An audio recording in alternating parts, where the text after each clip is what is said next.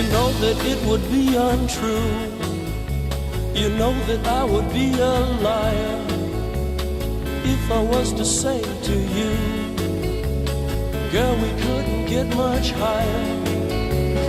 Come on, baby, light my fire. Come on, baby, light my fire. Try to set the night on fire. The time to hesitate is through. No time to wallow in the mire. Try now, we can only lose, and our love become a funeral pyre. Come on, baby, light my fire. Come on, baby, light my fire. Try to set the night on fire.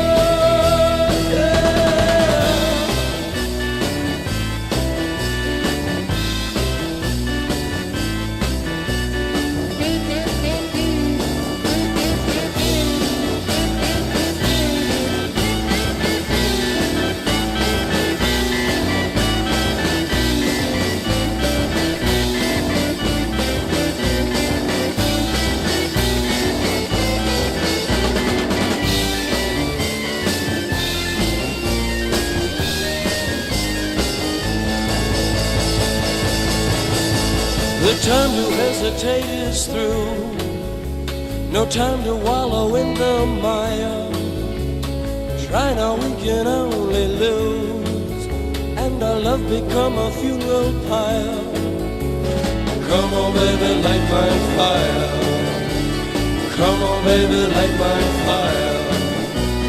Try to set the night on fire.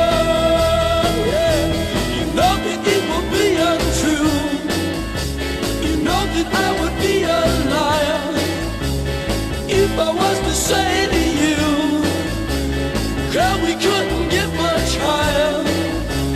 Come on, baby, light my fire. Come on, baby, light my fire. Try to set the night on fire. Try to set the night on fire. Try to set the night on fire. Try to set the night on fire.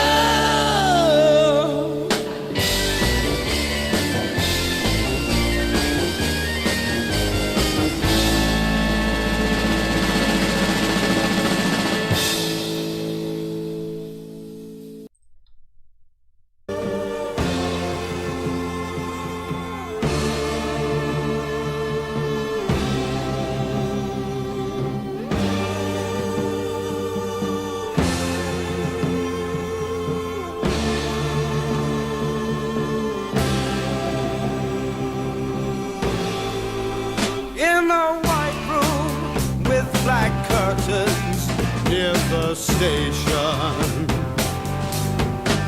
black roof country, no gold pavements, tired starlings, silver horses ran down moonbeams in your dark eyes. Dawnlight smile on you, leaving my contentment.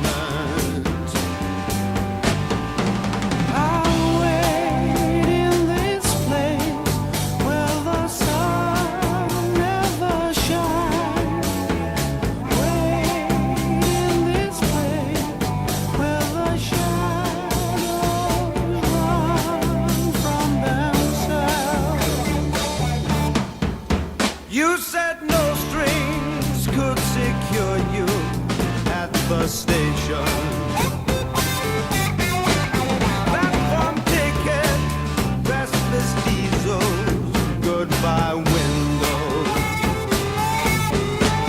I walked into such a sad time at the station.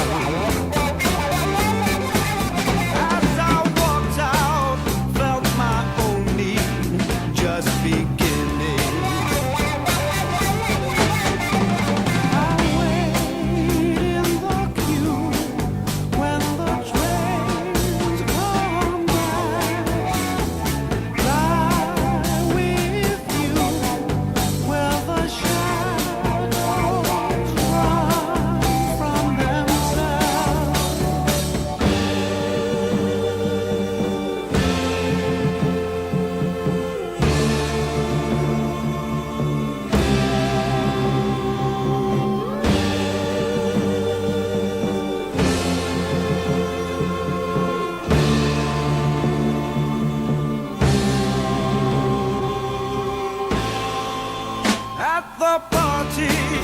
She was kindness in the hard crowd. Consolation for the old wound, now forgotten.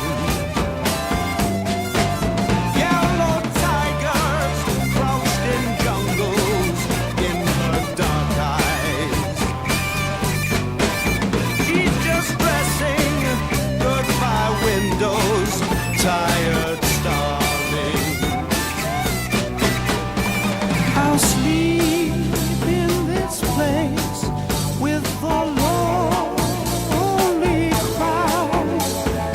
Lie in the dark where the shadows run from themselves.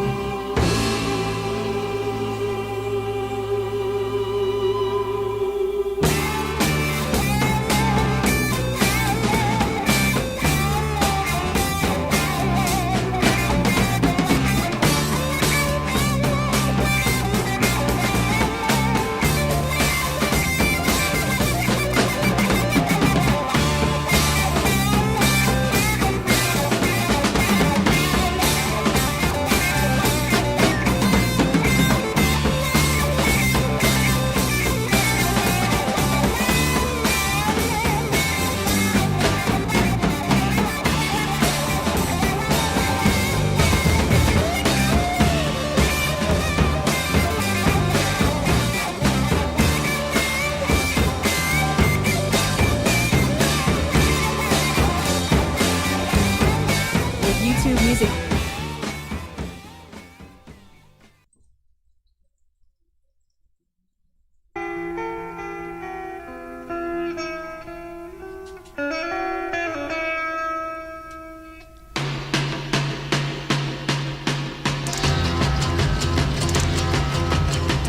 I see a red door and I want it painted black.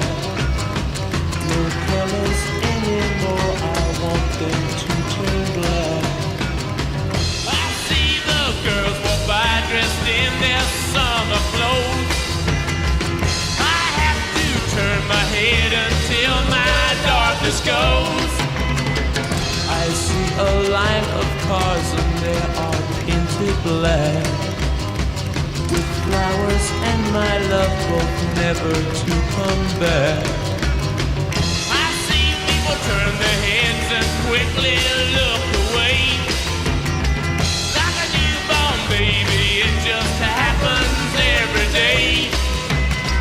I look inside myself and see my heart is black. I see my red door, I must have it painted black. Maybe then I'll fade away and not have to face the facts. It's not easy facing up when your whole world is black. No more will my green seagull turn a deeper blue. I could not foresee this thing happening to you. If I look hard enough into the setting sun, my love will laugh with me before the morning comes. I see a red door and I want it painted black. No colors anymore, I want them to turn black. I see the girls walk by dressed in their summer clothes.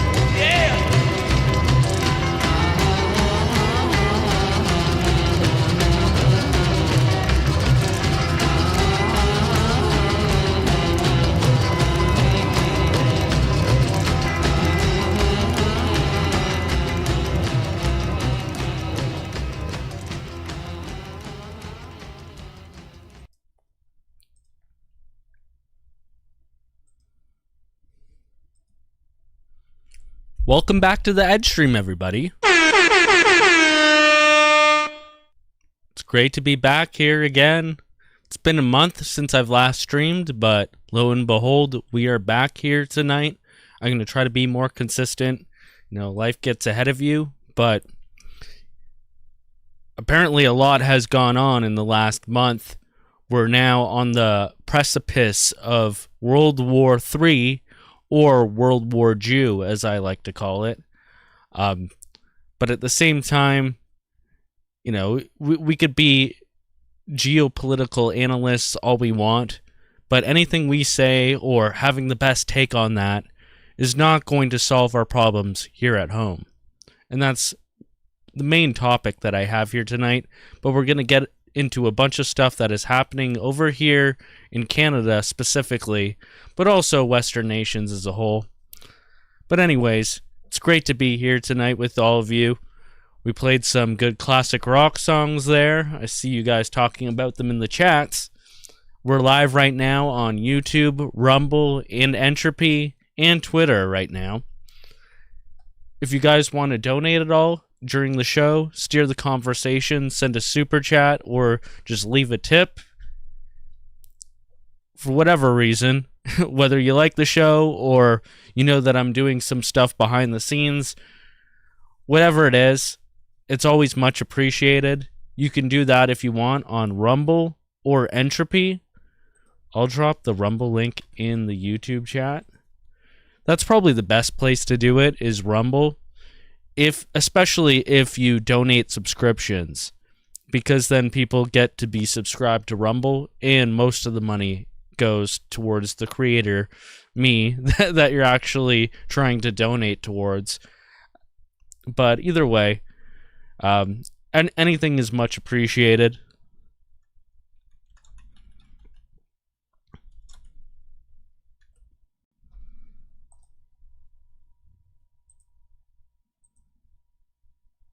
There, I just threw that in the YouTube chat. Let's see what you guys are saying. In the YouTube chat, we got some slashes. You love to see it. I hope Edgy is dressed up like the Ayatollah tonight. No, unfortunately, that would be a great Halloween costume. In fact, that might be my next... I don't know. You never know what happens between now and Halloween, but last time I was a Freedom Chug, Edgy Big Bear, I believe it was, and I was simping for the ostriches that got slaughtered at that farm in BC. Before that, for Halloween, I was Rabbi Shmuley, and the year before that, I was Racist Ken from Ken and Barbie, but... yeah, no, that might be a good idea for next Halloween. Good to see you, A-Bomb. Misfit. Misfit saying, just jumping in to say hello before my 4 a.m. push-ups. Yeah, okay. I think this guy just exists in order to try to shame me for getting up later than he does. Who the fuck gets up at 4 a.m. to do push-ups? I'm sorry, you're not a real human being, whoever you are, Misfit. Good to see some other friendly faces there. Good to see Al Stern there over on Entropy. And on Rumble, we have a bunch of people there. Thank you, Justice for Fathers, for the super chat. He says, just because you fucking rock, Edgy. WP. I think that means world peace. World peace. If I'm not mistaken. Well, much appreciated, Justice for Fathers. Dr. Genstein in the chat with a nice super chat saying, thanks for streaming tonight, my niggly niggler. Yeah, that's what they call me on the streets. The niggly niggler. Much appreciated as usual. CSIS Agent Man says, I got a bone to pick with Fairy. Our ops aren't gay and pathetic. We're trying super hard, you guys. Okay, CSIS Agent Man. We all know who your real boss is. It's the other CSIS fat dumpster ass lesbians that you are actually in charge over there. I've seen what public safety looks like, and it looks like a bunch of female busy work that the government sends people out to do in order to justify their budgets. But we'll definitely be talking about how the state interacts with the media and the rest of the establishment in order to crack down on white men who are aware and are organizing to do something about their replacement right now. They really don't like that. And even if we do it peacefully, even if white guys, white people do it peacefully, they'll still crack down on you in any way possible and say that you're violent, even when you're not being violent at all. That's just the way they go about things. So, there's a long battle ahead of us. That's the war at home that we're talking about here tonight. We got some nice towers going on in the chat. Good to see everybody there. People loving the Clapton, loving Paint It Black. People are talking shit about Rachel Gilmore. Yes, we will be getting into her. She has been talking a lot of shit about Diagolon, Second Sons, active clubs, whatever, you name it. She's been on her grind lately. And we'll be looking into that. Because she is part of the war at home. She is the enemy. She's one of the enemies. You don't get to pick the coolest enemies in a war like this. You're just given the enemies that are presented to you. In this case, it's Rachel Gilmore. I mean, it's kind of a fun enemy to go up against, not gonna lie. Justice for Fathers gifted some subscriptions. Really appreciate that, man. Pedro did too as well. Pedro Escobar. Appreciate it, man.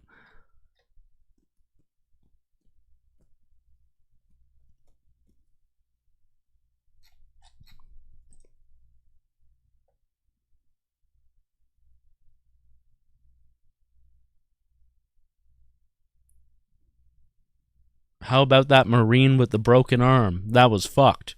Yeah, we'll probably watch that tonight. That was pretty crazy. In fact, hey, let's just watch that now. Where I have that in my notes somewhere here. I just saw this right before I was about to stream here.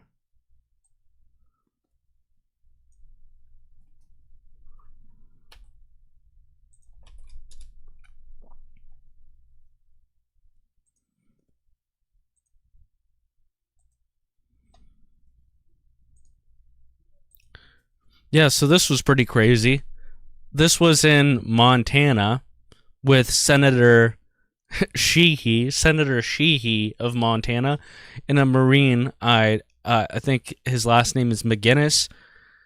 He started protesting, filibustering. I believe this is in some government building where some proceedings were going on, and he speaks out against the war going on and Israel trying to bring the U.S. into war in Iran, and he's going off and they're removing him very violently to the point where this Senator Sheehy gets involved and he thinks he's helping to remove this rambunctious protester. Really, it's a Marine who actually served in the army and actually has to deal and has dealt with the consequences of the American government going balls deep, dick first for Israel into all different Middle Eastern conflicts that caused the deaths of countless Americans.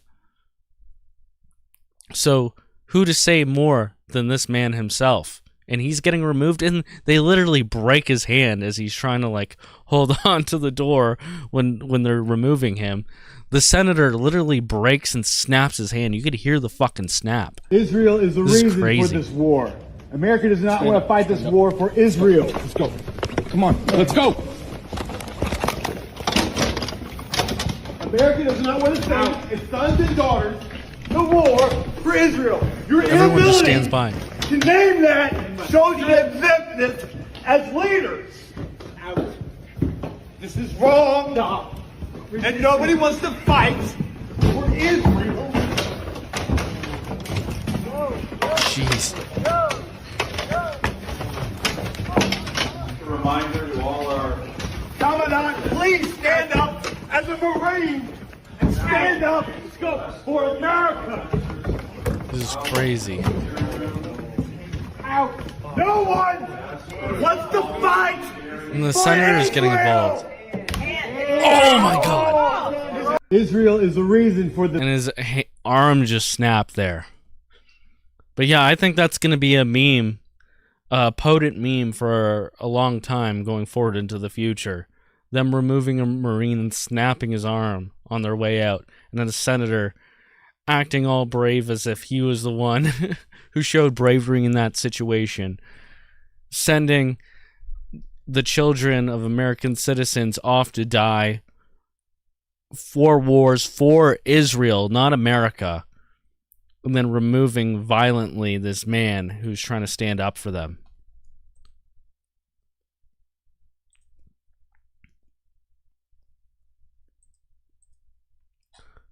But yeah, there's been some airstrikes going on towards Israel.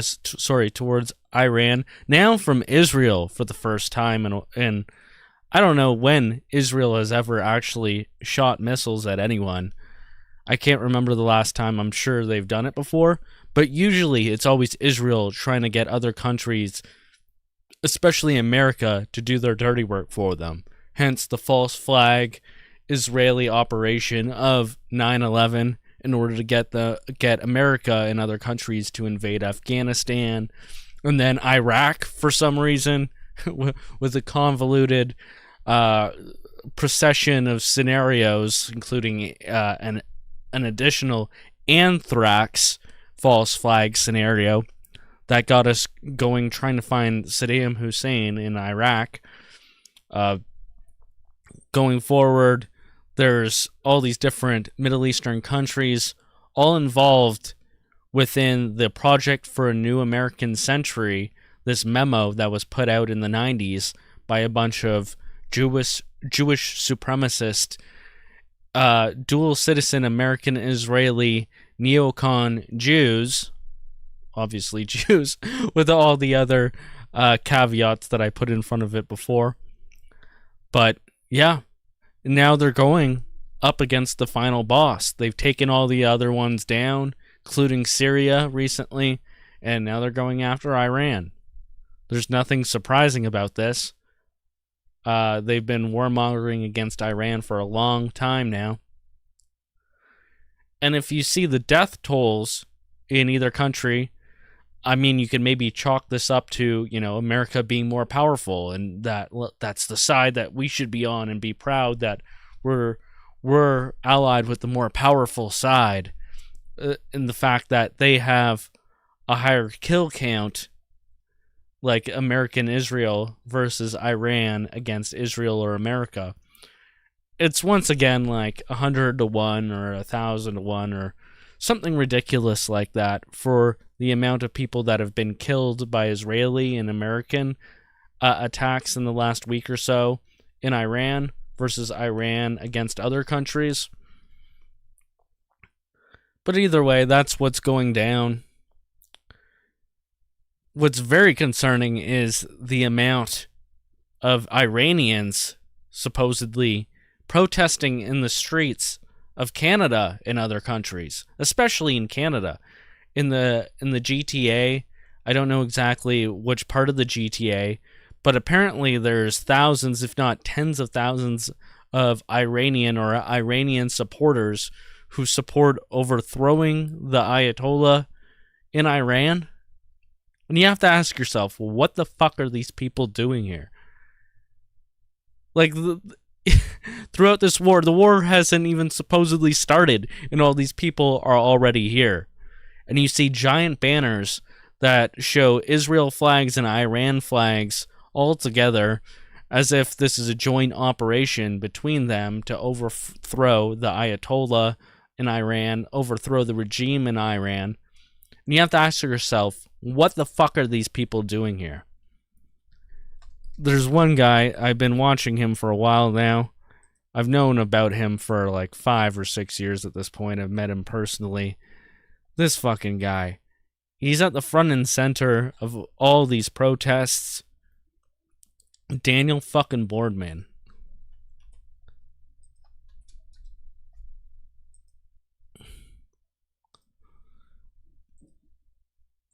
Like, I see these videos pop up in my feed, and I'm just like, what the fuck are we doing here? And why the fuck is this guy allowed and all these people allowed? Like, this is Canada, and this Daniel Boardman guy, he tries to claim that all these people are Canadian patriots. Excuse me, does this look like Canadian patriotism to you? To anybody? Who the fuck are you fooling? He's definitely getting in with the Conservative Party here in Canada. Now, what have you conserved if this is what you're fucking about? So he says, I'm on the streets of Toronto. I have to, like, spit while I talk in order to talk like this Daniel Boardman guy. I think he has, like, Jew lizard tongue or something, because he lisps, like, everything he says. And it's first, like, he's always spitting. Like, he's always spitting on the goyim when he's talking. He's just in a constant state of just insulting your intelligence, just spitting on the goyim as he's talking. He says, I'm on the streets of Toronto alongside many people from the Jewish community where there's an estimated 250,000 people marching for a free Iran. That's the thing with these Jews. They always inflate the numbers. There's no way there's 250,000 people marching for a free Iran. Give me a fucking break. There's like, how many people are even live in Iran? Iran population, 91 million. There's not even... so there's 250,000 people in Canada marching for a free Iran. Bullshit. With over 90,000 Iranians slaughtered by the regime, it is time for the world to act and bring down the Islamic Republic. And I looked that up and I said, okay, let's just say in the last 2 or 3 years, how many people have been slaughtered by the Iranian regime? I asked Grok. Grok said conservative estimate, maybe in the low thousands, and these were people deemed to be like terrorists or whatever, or extreme subversives, and they were executed, or they were involved in like a violent protest. And, you know, that's not good, right? But then again, we're dealing with Middle Eastern countries where you know, the tensions are a lot higher, and it's a very different scenario. But that's a far cry from 90,000 Iranians being slaughtered by the brutal regime, as he says. Yeah, 90. This is just like when I heard about how, like, Iran, Iraq, or all these Middle Eastern countries that we have to go to war for, they throw gays off buildings, and I'm sure they've done that a couple times. Like, they execute homosexuals. So then I go and look up, okay, so one of these countries, how many homosexuals, just for the act of sodomy or whatever, has Iran actually executed? And it's like almost zero. So it's like, okay, this is some propaganda going on here. This is not actually happening. You know, they may be executing pedophile sodomites, which I'm totally down for. So, you know, classic number inflations from an international operative Jew right here. Now, let's see what he has to say. Oh, and by the way, since October 7th, once again, it's been like 40, 50, 60,000 slaughtered Palestinians versus like 1,000 or 2,000 Israelis killed. So once again, it's like a 50-to-1 ratio or something crazy like that. In either conflict, you know, Jews are good at propaganda and using propaganda to lie about things constantly. So I don't trust a damn thing they say. And even if I'm wrong, even if they're wrong, I don't fucking care. I don't want this in my fucking country. Like, how hard is that to comprehend that this is not okay? This is not Canadian whatsoever, despite the fact that this lispy bastard says that, you know, these are real Canadian patriots here. All right, it's Saturday, February 14th, 2026, Valentine's Day. There were hundreds of thousands of people here in the Take streets of a Toronto. fucking look at that answering the schnoz. call of Reza Pahlavi, who asked for a day of action for the people of Iran who are being slaughtered by the regime. Nearly 100,000 dead at best count, been murdered by Khomeini and the mullahs and the IRGC. And I'm proud, and there's a major contingent of Jews. Oh, no, not the mullahs. The mullahs are my main concern over here in Canada, not the fucking mullahs. Thousands of Jewish people across the world have come out to these rallies to support the people of Iran, to revive an ancient alliance. On Valentine's Day, the people of Israel and Iran are united for freedom and love. And we're here in Canada with a message that we want to free Iran. There's 700 IRGC members in Canada at least. We want to kick them out, and we're going to help Iran. We're going to make it free, and we're going to have a cutlet party. These 700 IRGC agents, you know, they have yet to take away my free speech. I certainly know that a bunch of Jewish organizations are lobbying aggressively for more and more hate speech laws, which they already pushed through in the past. It's your Jewish groups, like B'nai B'rith, that you support, Daniel Boardman, that are pushing through all the hate speech laws that are taking away our freedoms. Not the fucking mullahs. Not the fucking 700 IRGC agents. Oh my god. You fuck. This guy allies with the Jeets, too. The Jew-Jeet alliance. In order to, you know, just form a coalition against Muslims and any of their geopolitical enemies, basically. In our countries. On the back of Khomeini.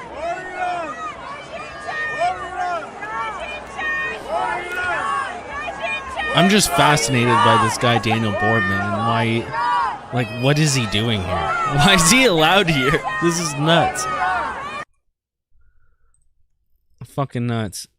And here's a bonus video of him giving cookies to a bunch of protesters.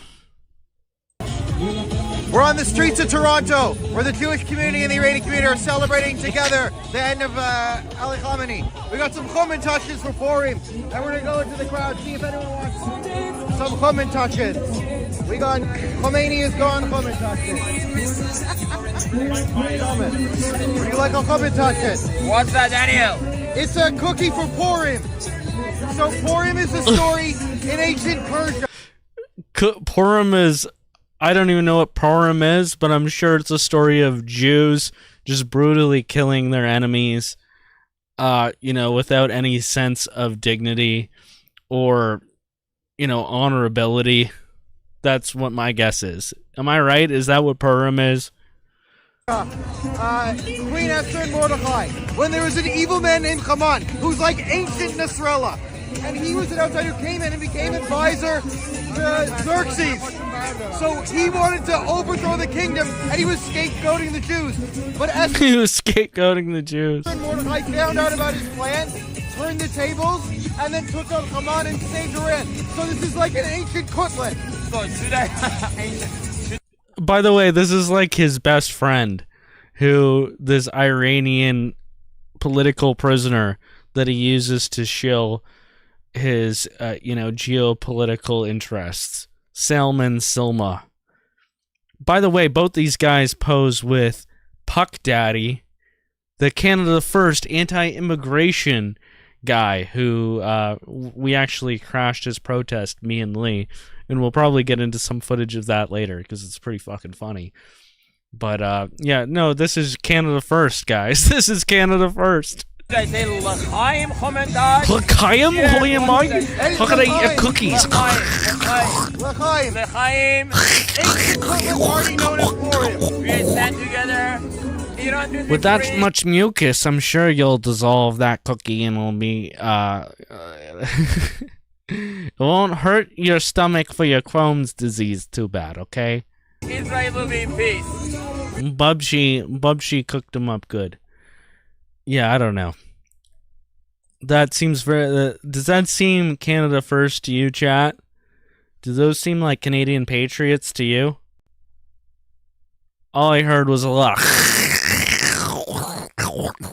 of lizards spitting on the goyim with an excess of mucus Maybe he should shoot that mucus out of his large schnoz. I don't know. What are people saying in the chat right now? Juzo and Trump. Trump kissed the wall. Oh, Dr. Jensen says, I will pay for Edgy to kiss the wall, but he needs to go now. Okay. I think I could do that. Hold on. What is the wall? Israel wall? Okay. I'll find it. You'll pay for me to kiss the wall? I'll do it. This is how much of a shill I am.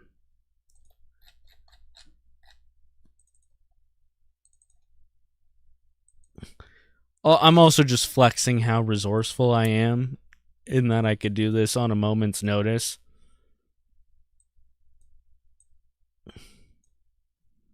There we go.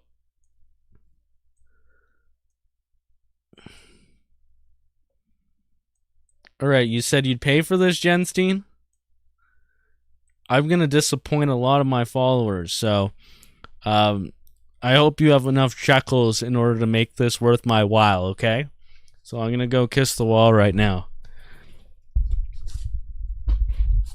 Oh, Chaim!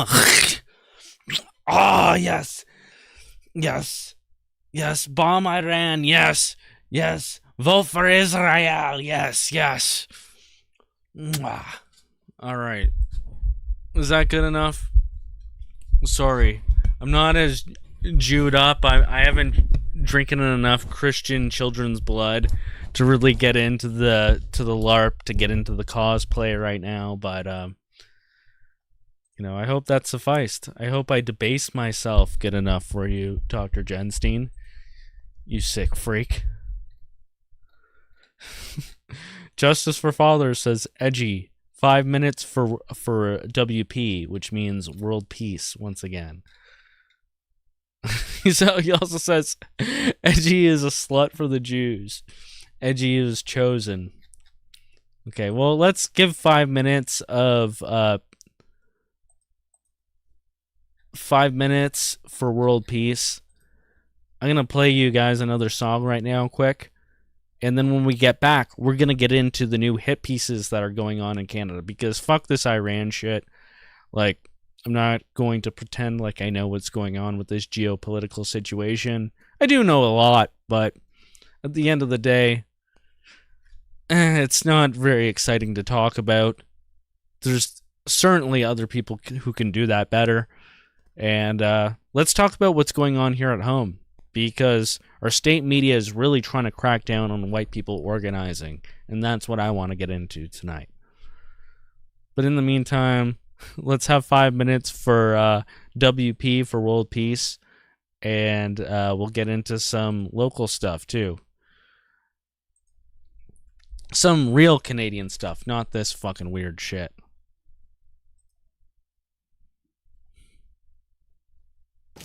With you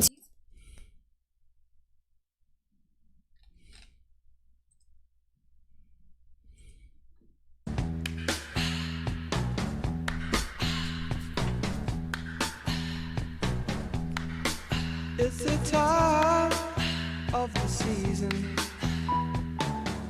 when love runs high. In this time, give it to me easy, and let me try with pleasured hands to take you in the sun to promised lands, to show you everyone. It's the time of the season for loving.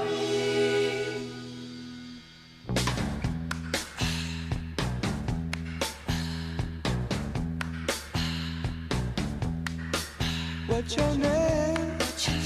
Who's your daddy? Is he rich like me? Has he take us anytime to show you what you need to live? Tell it to me slow.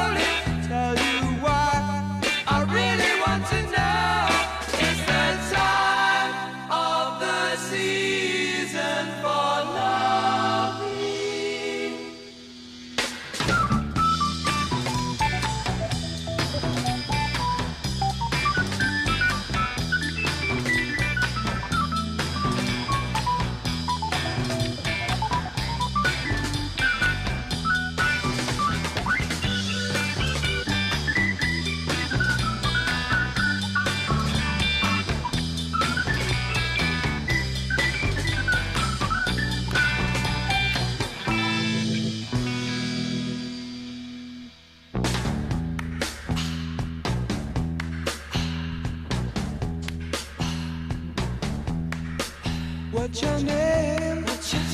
Who's your daddy? Is he rich like me? Has he taken any time to show you what you need to live? Tell it to me slowly, tell you why. All right. So what else are people saying in the chat?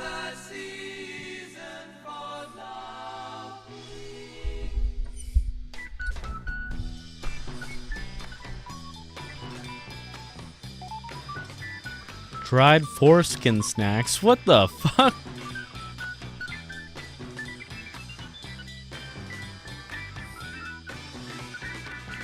Iran's got to get those numbers up. It's infuriating. White cucks in Canada now. They are joining the Jews. White cuckery is evil. War. Very true. Justice for fathers.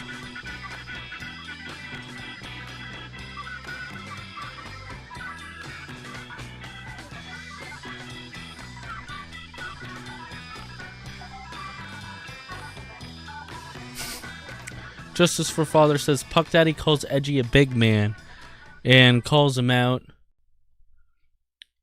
at Puck Daddy's rally of Jews. If I wasn't 5,000 kilometers away, I'd chaperone you, Edgy. World fucking peace. WFP. Yeah, well, thank you, man. Yeah, we'll probably play that video here tonight in a bit. I want to get to some other stuff first.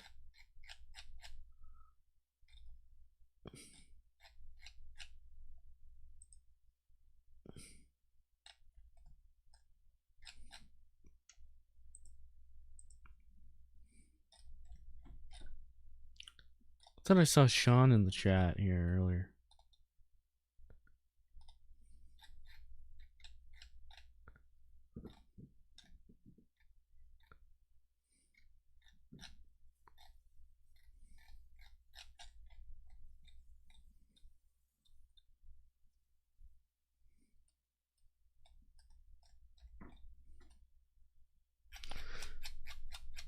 Oh, well. Okay, anyways. Yeah, let's get into some Canadian shit. Some real Canadian shit.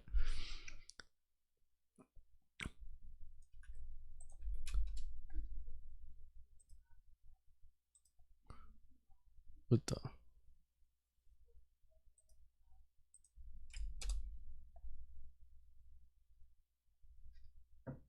One second.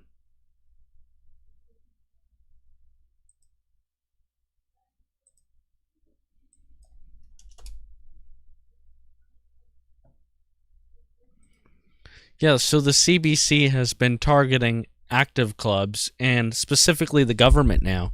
Apparently there's been this government report that was released in December of 2025, so about 2 months ago, 2.5 months ago, and they're saying that active clubs, and specifically Second Sons, pose a risk for extreme violence, at least according to the paraphrasing of CBC, specifically Eric Setzo, who has been the main guy who's been leading the charge on all these CBC articles, the CBC Visual Investigation Unit team, whatever, who go to gyms and they zoom in to little pieces of the wall to prove that pictures that, you know, Second Sons or Nationalist 13 or other so-called active clubs have been posting on social media, and then matching it to those gyms, and they'll go in and they'll harass the gym owners and whatnot and make a big news story about it.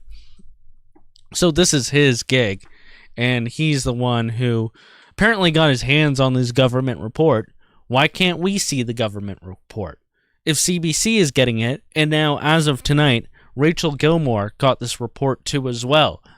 So, like, she obviously got it sometime earlier. I don't know when she got it, but she made a video that she released tonight where she says that she got this report, and then was even showing a couple different pages from it and quoting it, paraphrasing it.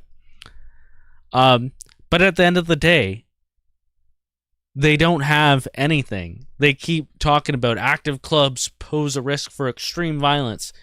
how do you know they pose a risk? You're talking about something that hasn't even happened yet. And once again, so Second Sons, from my understanding, it's been active publicly, like with social media for over a year now. And there hasn't been one single act of violence anywhere. The other active clubs that I do know of, like I know of Nationals 13, I know of Toronto Fitness Club, I think Ordo Atlantica is another one. None of them have been implicated or even accused of violence in any capacity. So where is this extreme violence? How is there any risk being posed? These people just lie and make things up. Meanwhile, Antifa is committing violence. Okay, just for reference, Antifa committed I think it was 7 people got arrested at just the last Puck Daddy rally. So Puck Daddy, this influencer, as many of you may know, he puts on like bi-weekly or monthly anti-immigration rallies in downtown Toronto. And each time Antifa comes and they obstruct his event and make it so that like he can't go marching, like what happened last time when I was there, or the time there 2 or 3 weeks before. They had enough numbers to march. They marched downtown, but then Antifa came and started trying to assault everybody. So then the police had to deal with them, and they ended up arresting, and I think they charged at least 7 people just at one protest. That it wasn't even their protest. They were counter-protesters who were trying to attack people and then ended up attacking the cops because the cops were in the way of them trying to attack anti-immigration protesters. Yet, they're going to say that white nationalist fight clubs pose risk for extreme violence. It's absolutely bullshit. It's not based in any fact. It's based in just conjecture that they make up with busybodies, a very feminine network of busybodies at Public Safety, aka CSIS, and they just have no proof. They have no proof.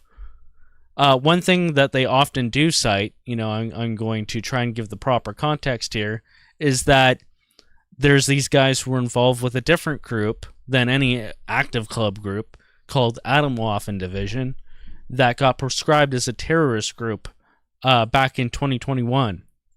And these guys were, they were Fed posting online.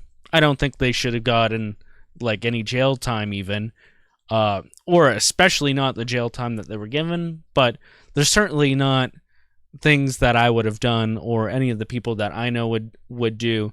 And I'm sure Second Sons would not allow, because you could easily look at the rules on their website, and provided that they force them, which, I know Jeremy and I know Ferryman, and I think that they mean what they say, especially when they put it in writing on a website like that, that, you're not to be Fed posting. This isn't a thing where you're plotting violence in any way. But even these guys from Atomwaffen, they weren't plotting violence. They were basically shit posting and Fed posting online with like some edgy manifestos and whatnot. And I can understand how that can be dangerous, because people can take that like they did with some of these terrorgram, is what they called it. Some very edgy manifesto type shit that got posted on Telegram. And they were allegedly promoting this kind of stuff. So that's why people like this Dark Foreigner guy or these other Atomwaffen guys in Ontario got sentences that were like 8 years, 10 years. I think there's a guy that's facing like the Crown prosecutor wants to give him like 15 or even more years than that in jail. And his defense is asking, like, no, please just give him like 10 or 12 years. So he really put himself in a situation there.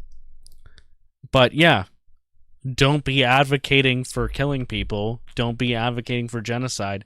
Very few people in Canada, in the world, really do that.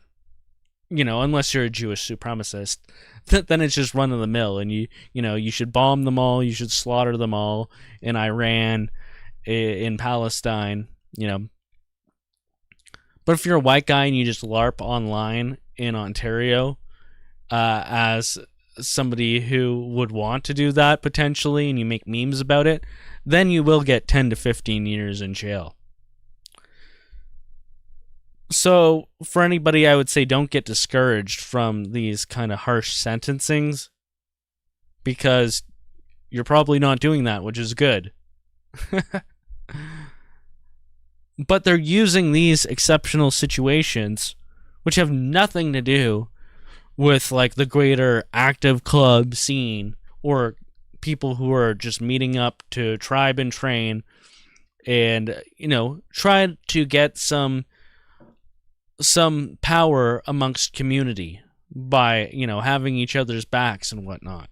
That's ultimately what it's about, right?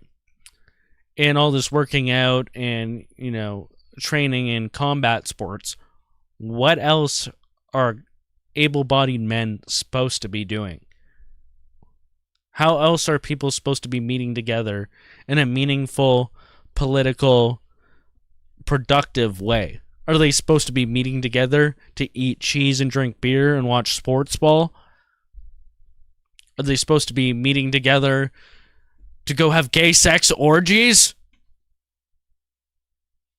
No, you should be meeting together to go lift weights, to go, do push-ups, to go spar with each other. That's what men do. That's what responsible, solid men who care about themselves, care about their families, care about pushing their brothers to be better human beings. That's what they do. That's what they do when they meet together. Sure, you can have some beers and hang out and, have parties sometimes, enjoy some festivities.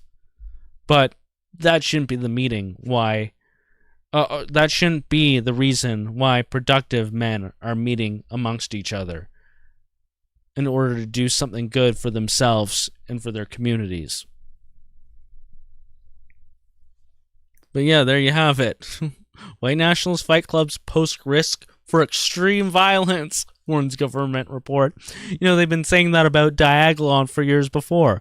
Still nothing has happened. They've been saying that about Plaid Army. Jeremy, Derek, me, people who were involved in that, East Coast Canadian even. Yeah, there's still no violence. We're still looking for that violence. Any minute now, the violence is going to show up. There's an extreme risk here, they say. I've been hearing more and more word on the street is that the government and police divisions are hearing more and more about social cohesion. The government is talking about social cohesion. That's their code word of stamping out things that they don't like, which is, opposition to the invasion that is going on in our country and in every Western country across the globe, really, right? Government views CBC as a vital tool to shape social cohesion. Well, yeah, because they fund them to the tune of billions of dollars each year. Of course they're going to want the CBC, the state broadcaster, to do their bidding for them. But at least it's coming from the horse's mouth here.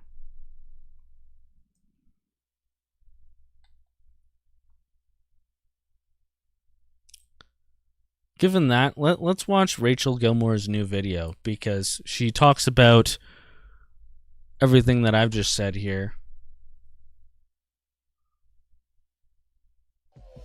With YouTube Music. So she already made a video yesterday doxing an Olympian and boxing coach, or I don't know if he's a boxing coach, a coach at a gym in Montreal, identifying him as Frontenac Active Club and a Second Sons. And that was crazy already, because she was very confident about what she's doing, in the sense that, she's doing such great work, But she also admits that she has some government source handing her an envelope about a fucking private citizen in order to dox him and try to ruin his life. Like, you couldn't make this up. She literally says that in the last video. I don't know if I'm going to play that whole thing through because I have a good article I want to show about that in a bit. But let's just react to this video here. This is what she just released tonight. And the title is, "The government is warning active clubs in Canada risk extreme violence. Here's what else they said." So this is that government report that when it got released like a day or two ago on CBC, it didn't get released, but CBC made a report about it. And I'm thinking, where the fuck is this report? And why can't everybody else see it? So they have a super secretive report where they say, oh, trust us, Second Sons and active clubs are at extreme risk for violence. Trust us, it's real. It's totally real. Okay, well, why does CBC get access to it? And why the fuck does Rachel Bitch Slut Gilmore get fucking access to this? That's a good question. I know she works very closely with Anti-Hate, as she explained in the last video that I was just talking about. She also works with Montreal Antifa, which doxes people's home addresses, which leads to them getting their houses completely destroyed. So, let's see what she has to say.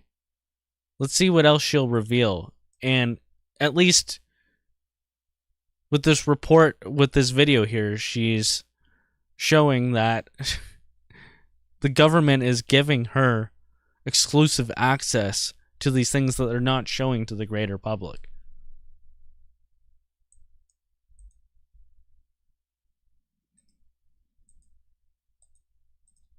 All right.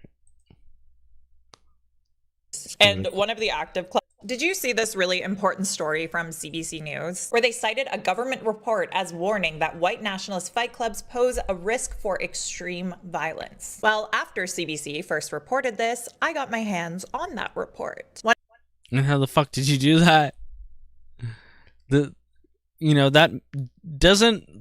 doesn't make you seem like the renegade that you think you are. That makes you seem like a state asset. It makes you seem like a snitch. I'm just saying, you shouldn't be so confident in that assertion, in this claim right here. Want to know more about it? Excellent. I would love to tell you. See, this report is from a center within the Department of Public Safety, and it was actually published in December. It's specifically a violence prevention brief on active clubs and Second Sons, which is a specific active club in GW Alexa, CSIS agents ran a train on her, in all caps. I don't know. Probably true. Second Sons, which is a specific active brief. So what did she say here about Second Sons? A violence prevention brief on active clubs and Second Sons, which is a specific active club in Canada. And it gives a pretty worrying overview of the landscape here in Canada, exposing that we actually have a disproportionate number of active clubs relative to other countries. And one of the active clubs that it mentions as being a, quote, prominent chapter is the one that I published a big investigation on yesterday, exposing where they've been working out, unbeknownst to the owners, who were horrified and immediately addressed the issue. And let's just say... And one thing about that, it's like, yeah, if you confront the owners about this, you are using coercion against them, because what other, like, if they say otherwise, what are you going to do to them? You're going to put economic ruin on their business, using institutional powers of the media for simply allowing someone to exist in their space that has opinions that you don't like.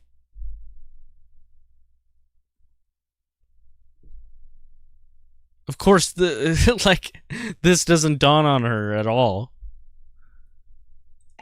The active club guys, they don't seem too thrilled about my investigation either. Anyway. Yeah, you got ratioed. I saw you got ratioed. So she posted her video or whatever, and Second Sons quote tweeted her and got more likes on their post than she did. So it's like, yeah, we didn't like it. You got fucking ratioed, you stupid bitch. You got fucking ratioed. Yeah, they didn't like it. You didn't like it. The Active Club guys, they don't seem too thrilled about my investigation either. Anyway, let's talk about this report. You got it starts ratioed out by on that explaining post. that the so-called Active Club movement is a decentralized ethno-nationalist and ethno-supremacist network with over... Okay, ethno-nationalist and ethno-supremacist network. Okay, maybe ethno-nationalist. Just like China is like 98% Chinese. Just like Japan. You know, just like any other fucking non-Western country, or almost every other non-Western country. You know, they all must be IMVE fucking white supremacist, racist terrorists too as well, right? But ethno-supremacist, what is supremacist about not wanting to be genocided in your own fucking country, you dumb cunt? About not wanting to be replaced. About not wanting to go from 95% white Canadian in like the 1960s to in 2025 being less than 60%. And then fastly dipping to 50, 40%. A minority probably by 2050. That is civilizational ruin. That is demographic suicide. That is democide. Is that a word? Do you even understand what's going on here? Are you just a fucking stupid airhead?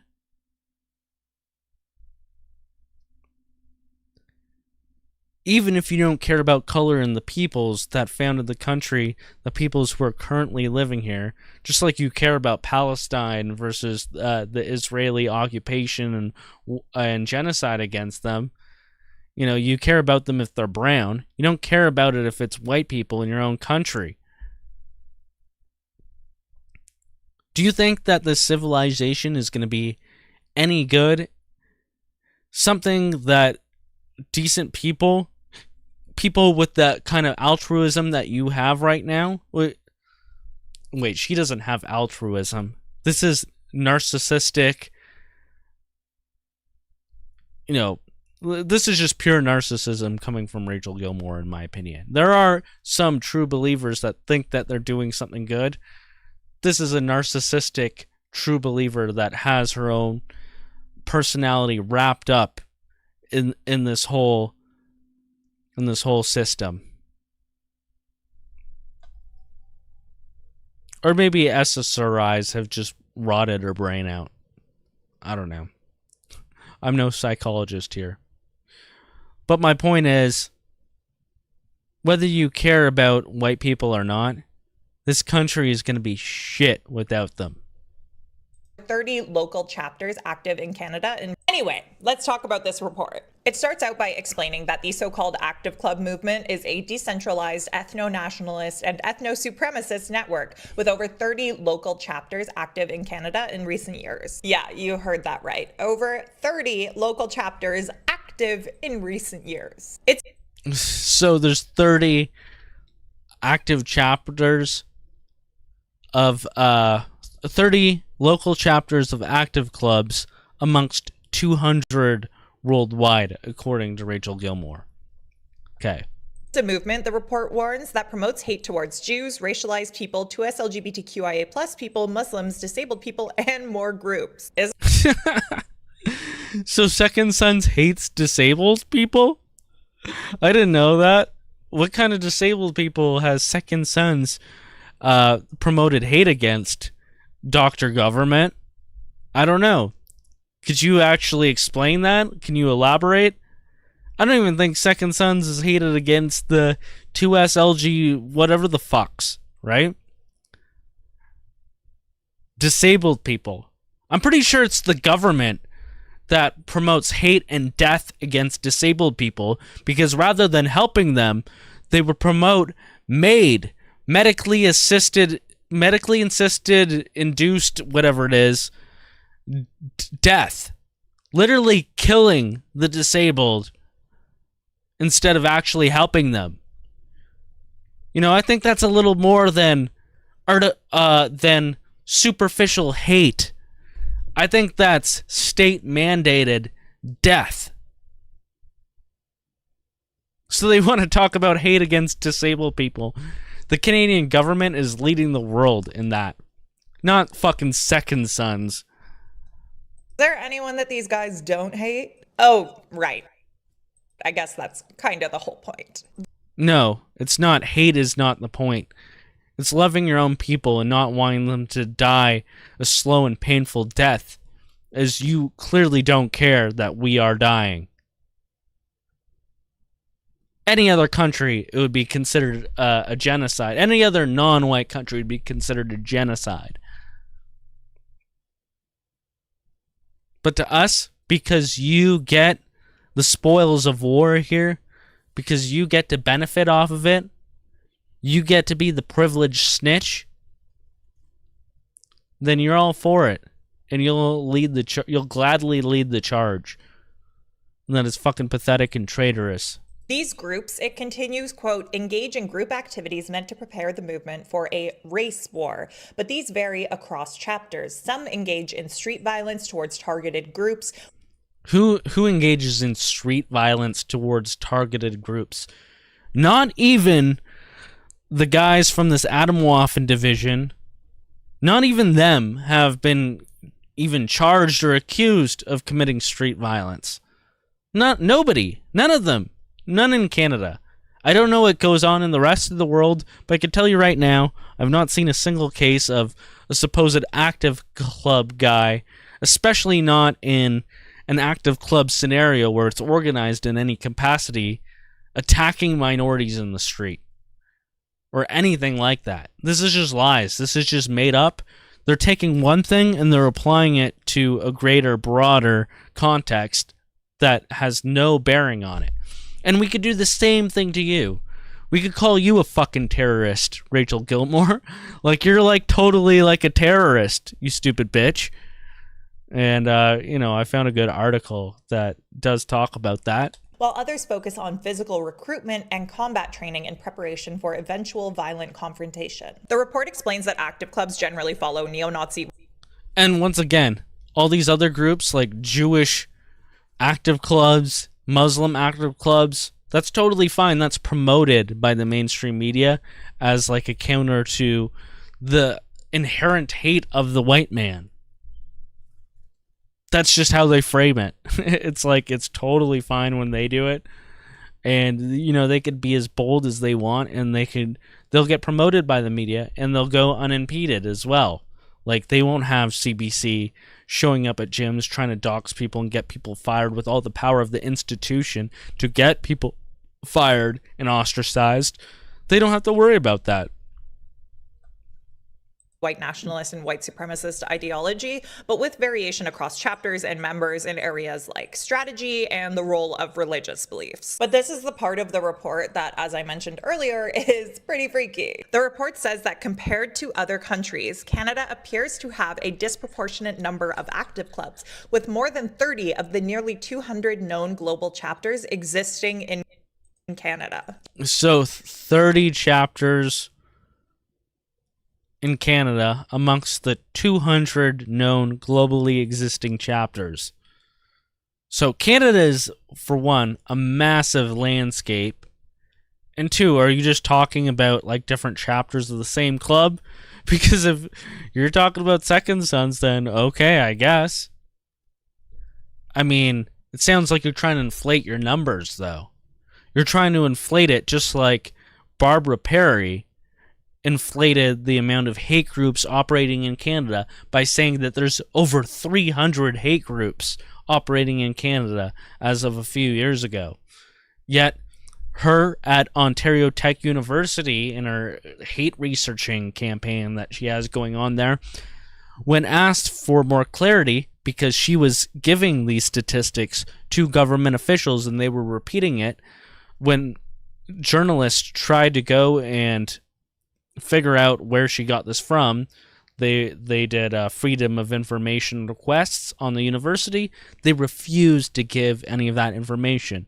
And we know why, because she's obviously using instances where there's only 2 or 3 people in a similar region who interact with each other and saying, oh my god, that's another hate group. And only doing it for white people, too. You know, certainly she's not doing that for Muslims.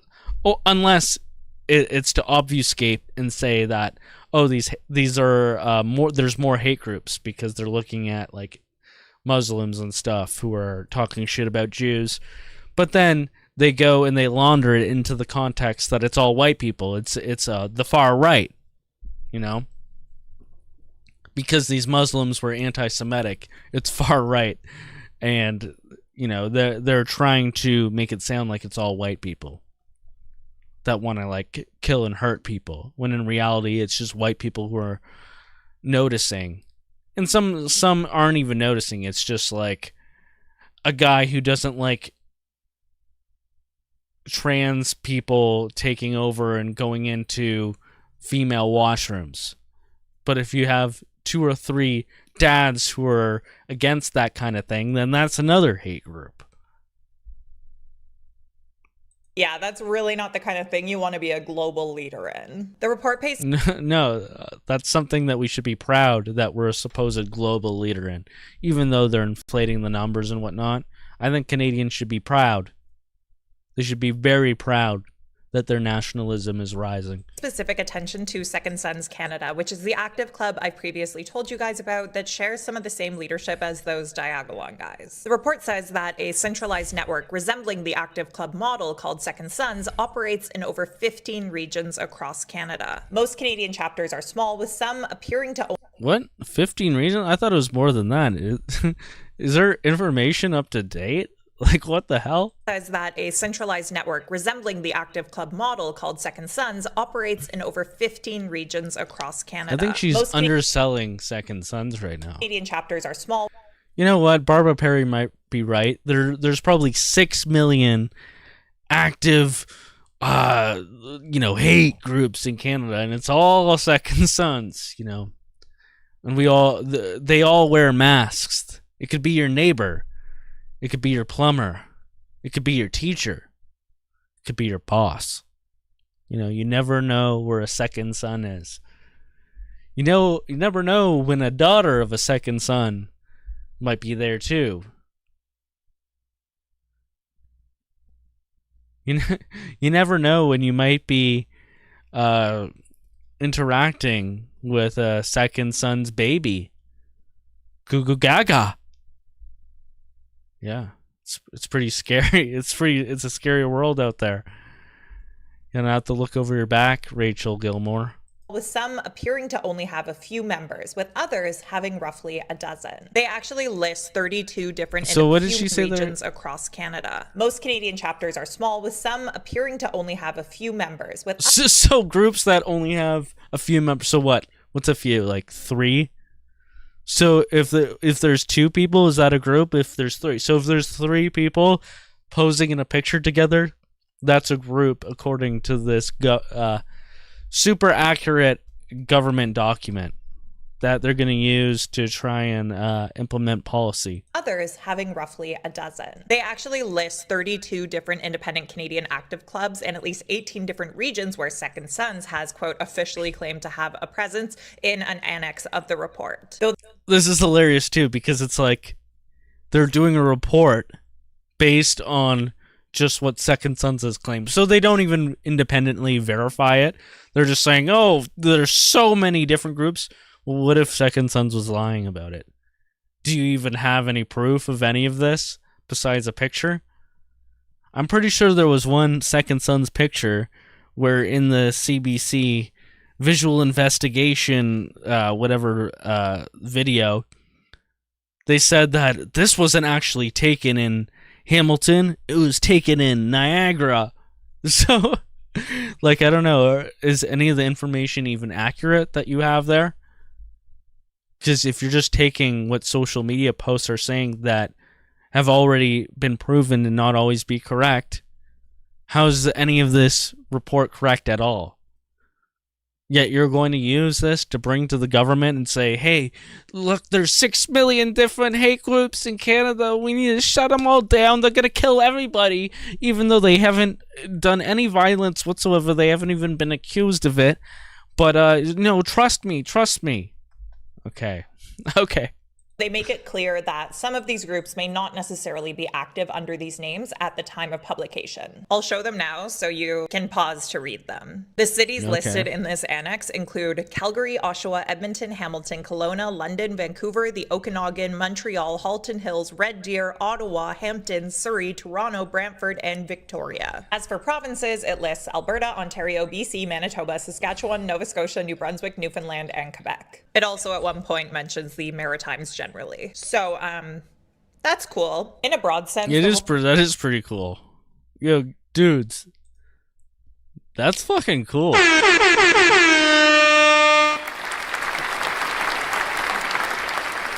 that people in the chat that are part of this? So that's really cool. It's pretty awesome. Give yourselves a pat on the back.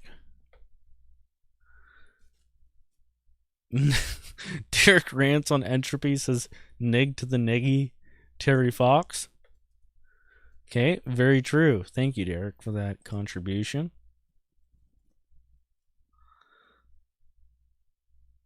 report warns that active clubs represent a threat, which is, quote, difficult to accurately assess. Quote, while many active club chapters do not publicly advocate for terrorism or the use of deadly force. Yeah. Yeah, so then what are you complaining about? I swear it's going to happen at any point.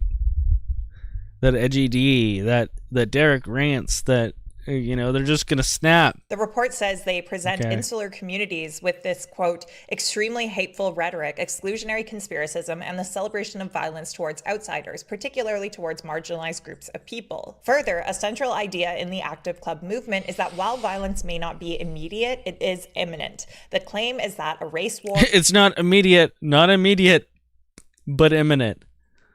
Not unlawful, not unlawful, but awful. Not immediate, but imminent. Oh my God. Is inevitable, and the only way to survive is to prepare to fight. After listing a bunch of stuff related to potential violence, hate, and criminal activity, the report goes on to say that, quote, while most active club representatives have not been directly linked to coordinated attacks, the... Okay, so then what are they saying? So they have a bunch of pay someone to rape and murder them, hope not hate. So, hope not hate, this is in Britain, for one. Nothing to do with Canada. They have December 2024 active club movement, will to rise. Robert Rundo was sentenced to 2 years in prison. So we all know about Rob Rundo's case where he was chased all across the globe for literally fighting with Antifa. And they put him up on trumped-up charges. We've heard his side of the story, and it checks out. He didn't do anything wrong. It's the government's, it's especially the CIA and other government agencies that did a grave injustice upon Rob Rundo. So don't even fucking try that. What else do they have here? December 2023, Tennessee Active Club, blah, blah. Terrorgrams, so just a random guy in a country of 350 million involved, whatever. Nothing to do with anything. No one's ever heard of him. Also in a state where you're allowed to have all sorts of guns, and it's like a very pro-gun state. So yeah, they're going to catch somebody with guns in a pro-gun state. Then we have another one in Britain, with the guy who went to jail for, 8 years in prison? Not for doing any violence, but for posting things on Telegram. Okay, so that just shows that the UK is a fucking police state that is totally tyrannical. Once again, nothing to do with Canada. We have France. 2 people in France were convicted of assault in 2024. And once again in France. So nothing to do with Canada. Complete nothing burger. But the government feels the need to write out this report in order to try to clamp down on people accurately calling them out and accurately calling out the invasion that the government is facilitating, the demographic invasion, and then trying to silence the people from speaking out against it.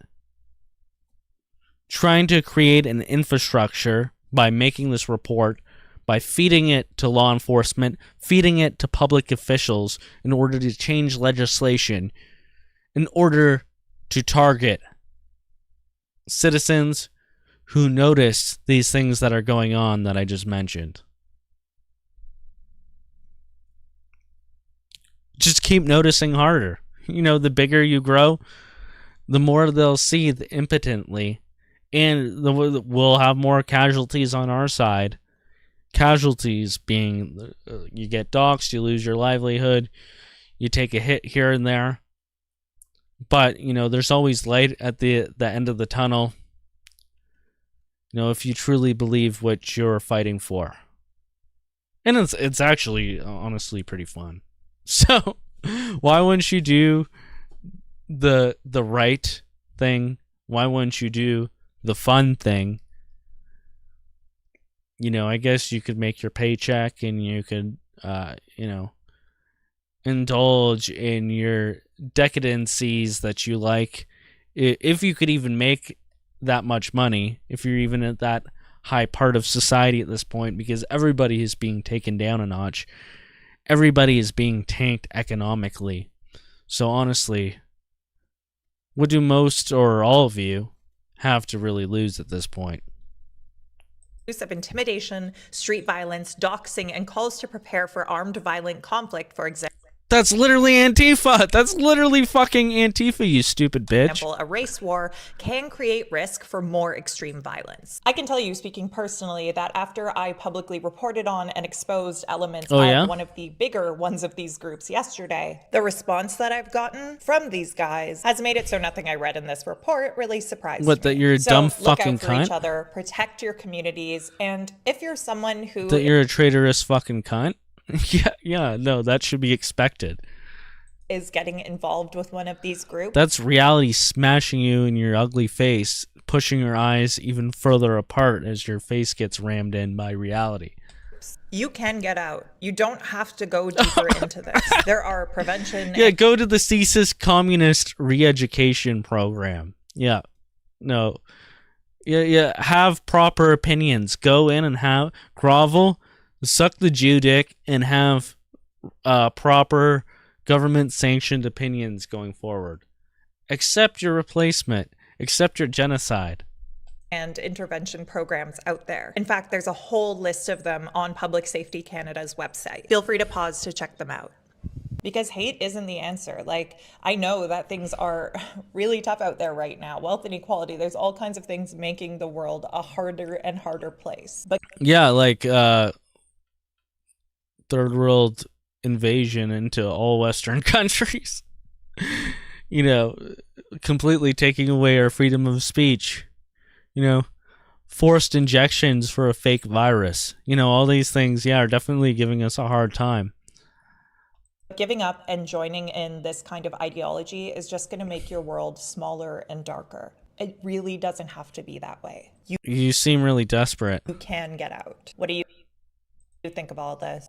I already told you what I thought. Yeah, bullshit propaganda, bitch lol. Smashed face pig Jew dick sucking Rachel. True. Justice for Father says Indians take over Canada. Rachel, you pig. And us white guys are just working. Yeah, Indians take over Canada. Rachel, you pig. And us white guys are just working out. Okay, I understand what you were getting at there. Appreciate it. Dr. Jenstein says, Edgy is a downy with a sprinkle of Tourette's. Shut up, nigger! Sorry, are you accusing me of having Tourette's? I literally just yell nigger all the time. That's not Tourette's, buddy. That's just how we do over here, okay? Where is it?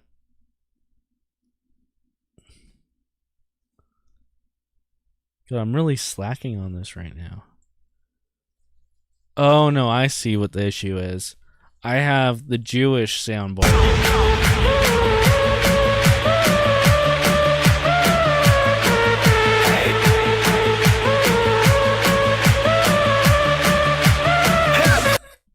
I was looking for this soundboard. Nigger!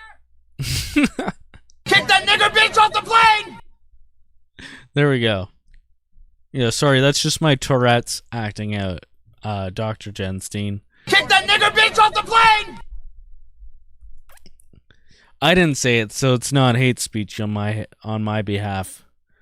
Also, you know, that's just the nature of Tourette's. When I see a dumb cunt, I just can't help but to go off. So, you know, it's not my fault. Wasn't there something to do with Tourette's that happened? I think it was at the BAFTA Awards. I don't know what the BAFTA Awards are exactly. But they had some guy in the crowd, or some guy on stage, that just started yelling, "Nigger! Nigger!"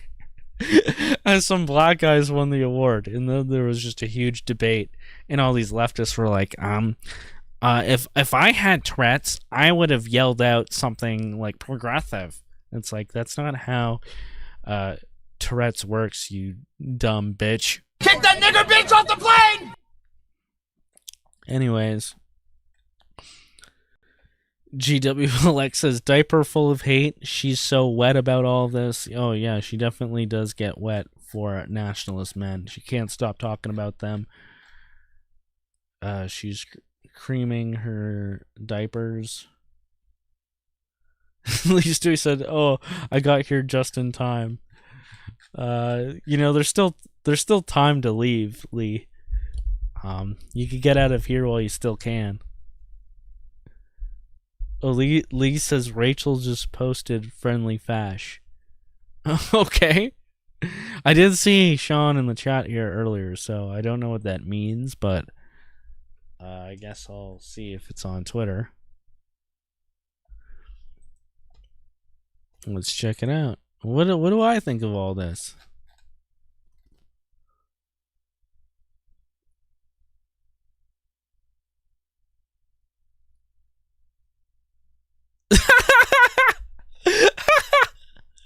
Oh, that's amazing. Okay, so she posts, "Tonight, two of the white nationalists I reported on in this piece showed up to attempt to intimidate me on a private night out at a small music venue. I'll have more to say tomorrow. I'm safe. They also didn't pay cover." Is that friendly fash right there? Yo, is that Julio, the Olympian guy too? I don't know. This doesn't seem very. This guy seems pretty friendly, to be honest. This guy seems like a very friendly type of fash, if I've ever seen one. Looking kind of cute though. I don't know. He's got kind of a charming smile. Guys, don't worry. Rachel Gilmore is safe. These guys were so violent that after she tried to lay economic ruin, take away their livelihoods, you know, just relentlessly use the state media and institutions to try and ruin their lives. You know, they just come to say hi and smile, and they don't commit any of the violence that she's trying to attribute to their character. You know, they just come in and smile. They just want to have a chat. They just, you know, maybe they wanted to give her a hug because they know she obviously didn't have a father in her life. They didn't have a father figure. She didn't have a father figure. So I don't know. Guy seems like kind of a friendly fash if I've ever seen one. Well, I'm really excited to see it. It's so intimidating. The jovial Jew hater. Yeah. I'm excited to see whatever video she has cooking for this tomorrow. I'm sure there'll be some crocodile tears that she manages to whip up. But this is actually very relevant to the article that I'm about to show you, because she is collaborating with this group, Montreal Anti-Fasciste, which literally doxed the houses.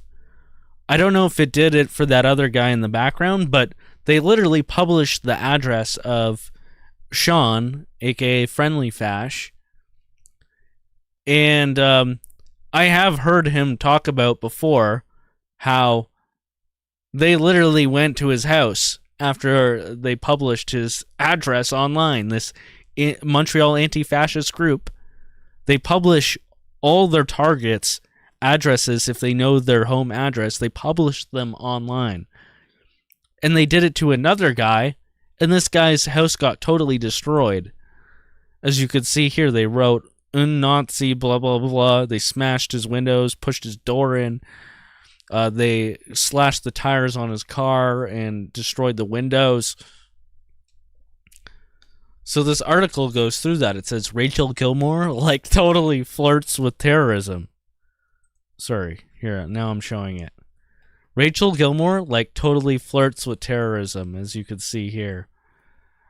This is her making her usual slut whore face. And this is one of our comrades posting an image that says, "Kill your local Nazi." Well, we all know Antifa thinks everybody is Nazi, so they just want to kill people now? I thought this was the kind of violence that you were trying to prevent. You talk about being involved with the Prevent Violence program, with Public Safety Canada, aka CSIS.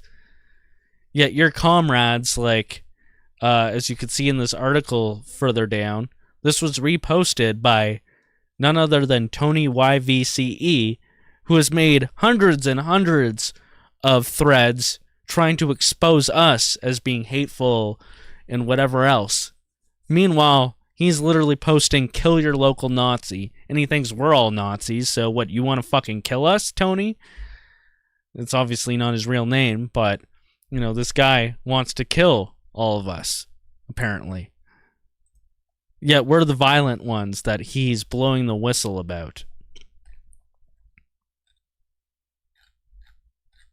So yeah, this article, I read it. It came out a few hours ago, and it's very well written. Shout outs to whoever wrote this. You know who you are out there. 07s to you, brother. You did a great job. Or sister. It might have been a woman. I don't know. I think I know who did it, though. But, I'm not going to dox them. But Free Speech Watch is definitely on the come up.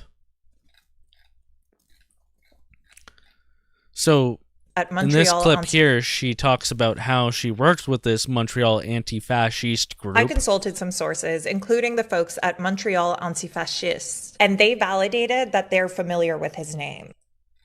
Okay. And Montreal Anti-Fasciste, as you can see here, on their website, they post the address of the people that they target. They call them Nazis, and then they post their address.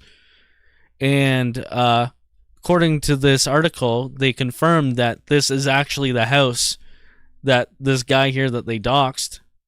This is what happened to his house. All his car's windows are smashed in, spray painted, his tires slashed, spray painted all across his family's home. In Nazi, whatever the fuck they're trying to say. So is that not fucking terrorist? Is that not fucking terrorism? Is that not violent extremism? Me being a supposed right-wing extremist, according to fucking anti-hate, to this Tony YVCE guy, to Rachel Gilmore even she's messaged me 4 or 5 years ago trying to implicate me in some bullshit. I've never known anybody who's done anything like this. And I can say that 100%. I've never known or been associated. Oh wait, there was one guy, Brian Trottier, who, try to get Jeremy Mackenzie imprisoned multiple times. He was the star witness in all of his cases against Jeremy Mackenzie, and it was probably ultimately why they all got thrown out, because this guy is a psychotic state asset that they use, and even his ex-wife has admitted to paying, that the government pays him to do these kinds of things. So this guy, he's the only one who I've known to, or who I can reasonably believe does these kinds of things. And he worked with the state, with the prosecutors, in order to try to come after Diagolon. Other than that, I don't know anybody who does this kind of shit. Even when these people do this kind of shit to people like us, they don't go and retaliate with this kind of shit. But they go and do this anyways. They go and publish people's addresses online and get their houses completely destroyed. It's probably illegal. Like, I don't think doxing a home address in and of itself is technically illegal, but when you're doing it for the purpose of destroying people's property and going over there to intimidate them out of their beliefs, I mean, that's starting to go into the realm of terrorism, of ideologically motivated violent extremism, as the government likes to say. It's at the very least criminal. Does Rachel Gilmore care? She's collaborating with these people. Tony, somebody that regularly, consistently promotes Rachel, and Rachel promotes Tony back. Tony is just a placeholder for an Antifa account. It's probably multiple people. Who the fuck knows? It would be great to figure out who it is. But the Canadian Anti-Hate Network also uses this Tony account as a source for a lot of its information. So they're collaborating with them as well. But this guy likes to promote messages such as, kill your local Nazi, and then goes on to call everybody he doesn't like a Nazi. So there we go, another example of an ideologically motivated, violent extremist, possible terrorist, that is operating in coordination with Rachel Gilmore and the Canadian Anti-Hate Network, and the government, if we really want to square it all together, because they're all supporting each other. The Canadian Anti-Hate Network is getting like hundreds of thousands, if not millions of dollars from grant money, directly or indirectly from the Canadian government. Not to mention, just last month, a mob of Antifa beat to death in the street this guy, Quentin, what's his name? I want to get it right. Quentin Duranc of France, because he dared to stand up for women in this group called Collective Nemesis, which were a bunch of women, real French women, who stood up against the Islamic invasion that caused them to be raped in the streets and raped in their own homeland. And this guy stood in the way of a bunch of Antifa trying to harm women, and they beat him to death. They killed him. People are being charged for it. Politicians are speaking out there because now they have to. That's Antifa. That's the side that Evan Balgord is on. That's the side that Rachel Gilmore is on.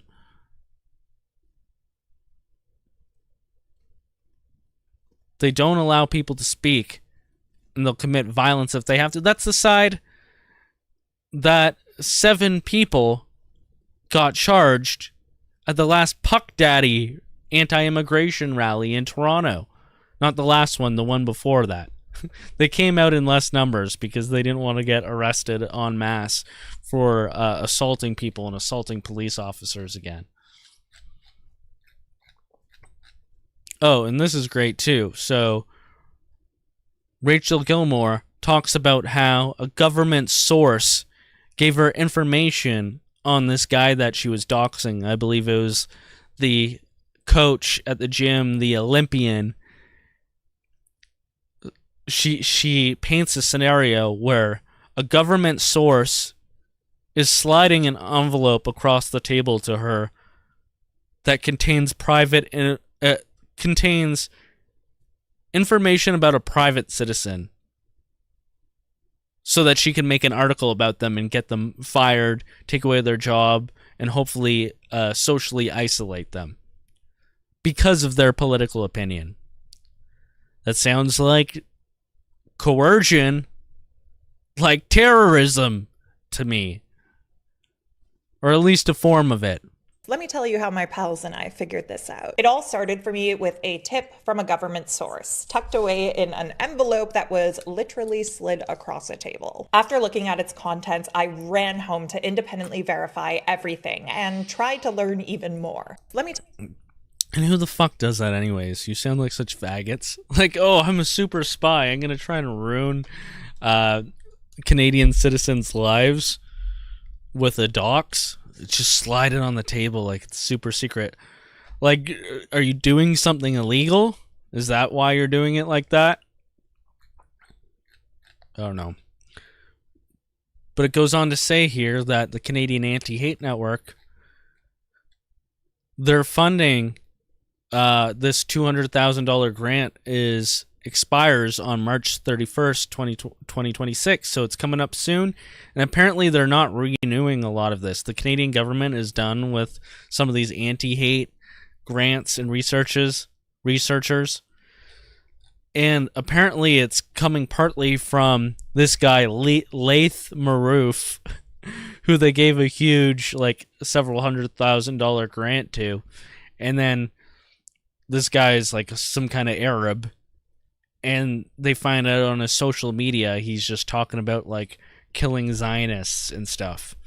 So that certainly upsets the intersectional framework of all the Jews and Muslims trying to get their gibs for all this anti-hate research. You know, it certainly pissed off the Jews, who are the ones who started all of this, who brought in all these foreigners, and who taught them how to hate against the white man. So now they're all infighting, which is hilarious. And now Bal Gord and Rachel Gilmore don't get their gifts from the government. And meanwhile, they talk so much shit about us. They're committing economic attrition by using the state force and institutions to try and make sure we're deplatformed off of every platform. We can't make money in any way. We'll get fired for our opinions. They write articles so that the SEO, the search engine optimization, says that we're evil fascists and this and that. We're, all these different things to make it difficult for any of us to get jobs. Meanwhile, these people are crying because they're not getting their gibs from the government to the tune of like hundreds of thousands and millions. These are truly pathetic people. These are truly pathetic people. We do so much more than these people with so little. And we do it all because we care and we love our people. Not because we hate. These people hate us. They want to see us die. They want to see us dead, raped, whatever. Even if it's not physically raped, they want to see our minds raped so that we don't know the truth. And we only believe what they want us to believe, and we grovel to them for ever having the audacity to believe what is true.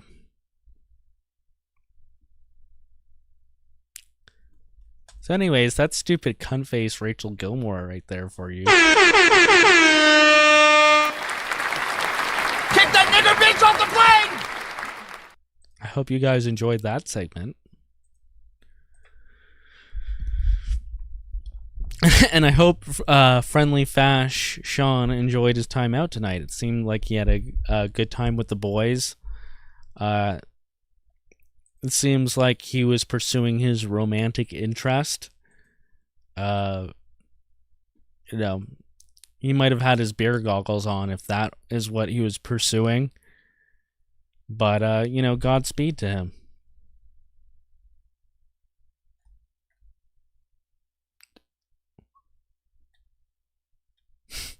Absolutely vile whore. Zogbot retard.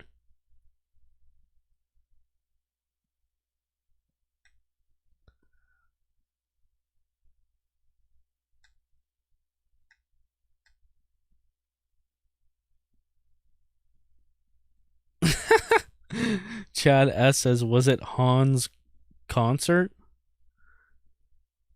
Oh, okay, yeah. I remember Karima, she filmed a concert of her boyfriend Hans, and then Rachel was seething about it. It was like, I'm being harassed, and it's just Karima filming this guy's horrible music. Like, I guess her boyfriend Hans does these music gigs, and he's like a weird, like, indie music artist, and his music is very silly. So it just made for a hilarious video. Yeah, Lee says, I wonder if she stopped at the mall first. Yeah. The first time that Rachel claimed she got, like, harassed in the streets, like, one guy walked past her and took a picture and left, like, without even stopping. And then she made a huge scene online about how she needed to go to the mall to, like, buy a new outfit, to, like, go incognito, to protect herself against these, you know, evil harassers. And it's like, bitch, you just wanted to fucking buy more clothes and be a dumb slut. Don't even pretend. Like, I know when I'm being attacked by the fascists, I just go shopping.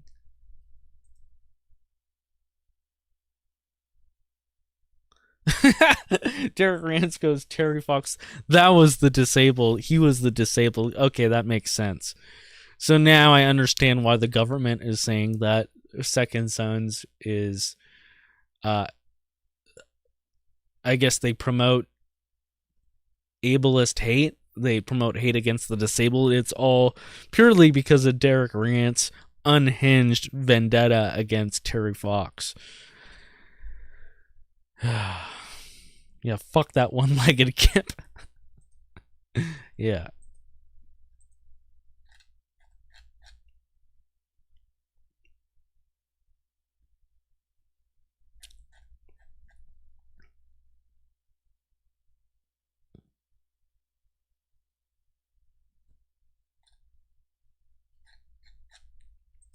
Yeah. Well, that was fun. Yeah, I think we'll take a bit of a break right now, and for the last segment, we could get into that Puck Daddy rally. Why not? It was pretty fun. Maybe some tranny shooter stuff, and then we'll pack it in for the night. So we'll probably go for another hour or so. But in the meantime, I'll play you guys another good boomer tune, and we'll get right back into it. With YouTube Music Premium, listen. Shut up, bitch.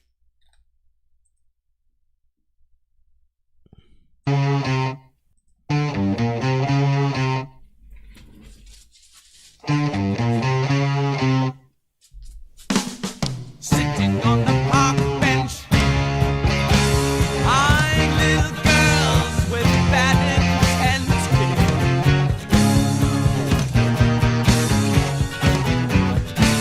Snot's running down his nose,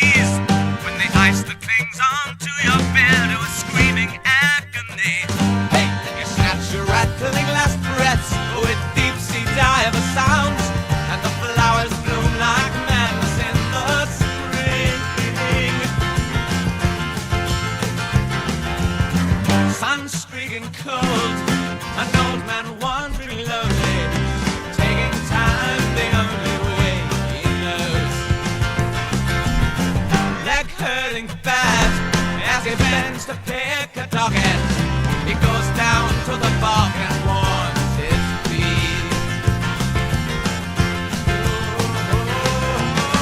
Feeling alone, the armies of the road, Salvation Alamo, and a cup of tea.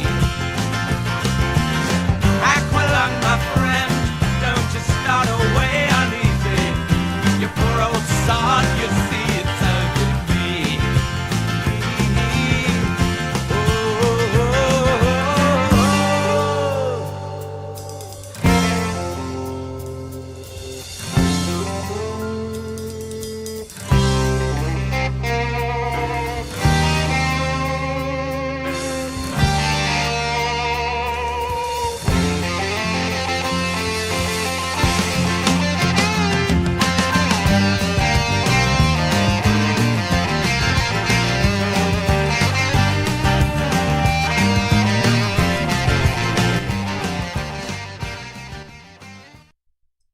All right, and we're back. Sorry, I had to share some posts. That friendly fast shit was absolutely hilarious.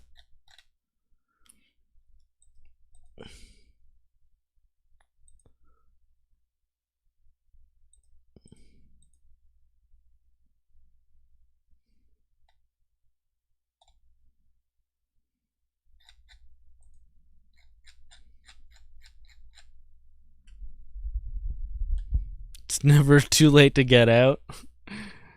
Are you talking about hate groups? You know, you could always just go to the communist government-run brainwashing facility, and they'll make sure that you never hate again, and then you can have your job back, maybe.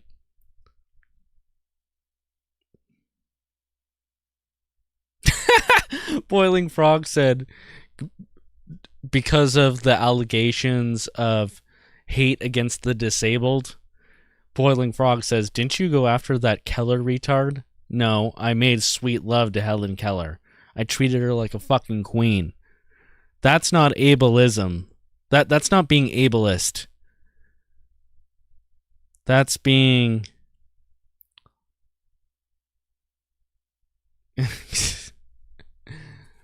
That's being all about it, okay? He's, of course, referring to my Helen Keller love song that everybody knows about. If you don't know about that song, then type in Helen Keller love song on YouTube, and you'll know it when you see it. But anyways, let's get into this Puck Daddy rally. And if you don't know what I'm talking about, there's this guy, Joe Anajar, a.k.a. Puck Daddy. He's put on about 7 or 8 anti-immigration rallies in the core of downtown Toronto. And each time he gets mogged, he gets ratioed by Antifa. They come in, they block him and his fellow protesters in. His fellow protesters are... It seemed like when I was there, like they're mostly brown and black, and they're not white. And if you're going to have an anti-immigration rally, I get it. You're going to have some tokens in there. You're going to have some nons in there. But just the sheer number, it's like, what is going on here? Like, do you guys even know what a Canadian is? Do you have any standards for, like, what is actually a Canadian? Who should be here and who shouldn't? You know, who is liable to get deported because this guy is talking about mass deportations. Well, is it just illegals?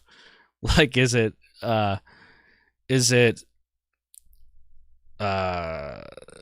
foreign students? Is it people who are here on temporary visas? Like, there's no clarity about it, and it's just a fucking mess. And you would imagine that anybody who comes up to Puck Daddy at any of these rallies and they fluff his ego, that he would be like, yeah, this is a real Canadian right here. Like, there's literally no standards. There's no clarity, and they just lose every time they go out and do this. And this guy just is arrogant and obnoxious and just claims that he won, even though by every metric he is fucking lost and pushed the anti-immigration narrative back Anyways, let's watch some videos from this event. So me and Lee and a couple friends went there, and Lee confronted Puck Daddy, and it turned into a big shit show. But ultimately, it was a great interaction. It really showed a lot about how Puck Daddy thinks and how his minions of non-whites who are supposedly anti-immigration, how they feel about the situation. It ultimately showed that it's not worth going to these things unless you're trying to get some intel of some sort. And we got some intel, and the intel was that this place is a hellscape. That was the common denominator, I think.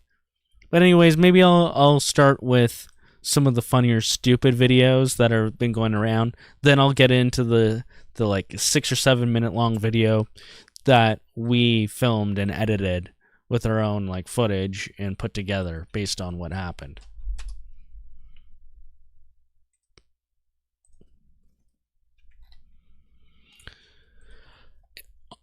The weekend after, or the Sunday night after this happened, Plaid Army with Derek and Ferry did a great stream covering the video that I'm going to show you in a bit. So some of you may have already seen it, but I don't know. It's worth hearing commentary from me because I was there and filming it. And, you know, Lee was intimately involved. And, yeah, we'll get into that. So I guess this is a guy standing on top of a snowbank saying no one is illegal on top of it.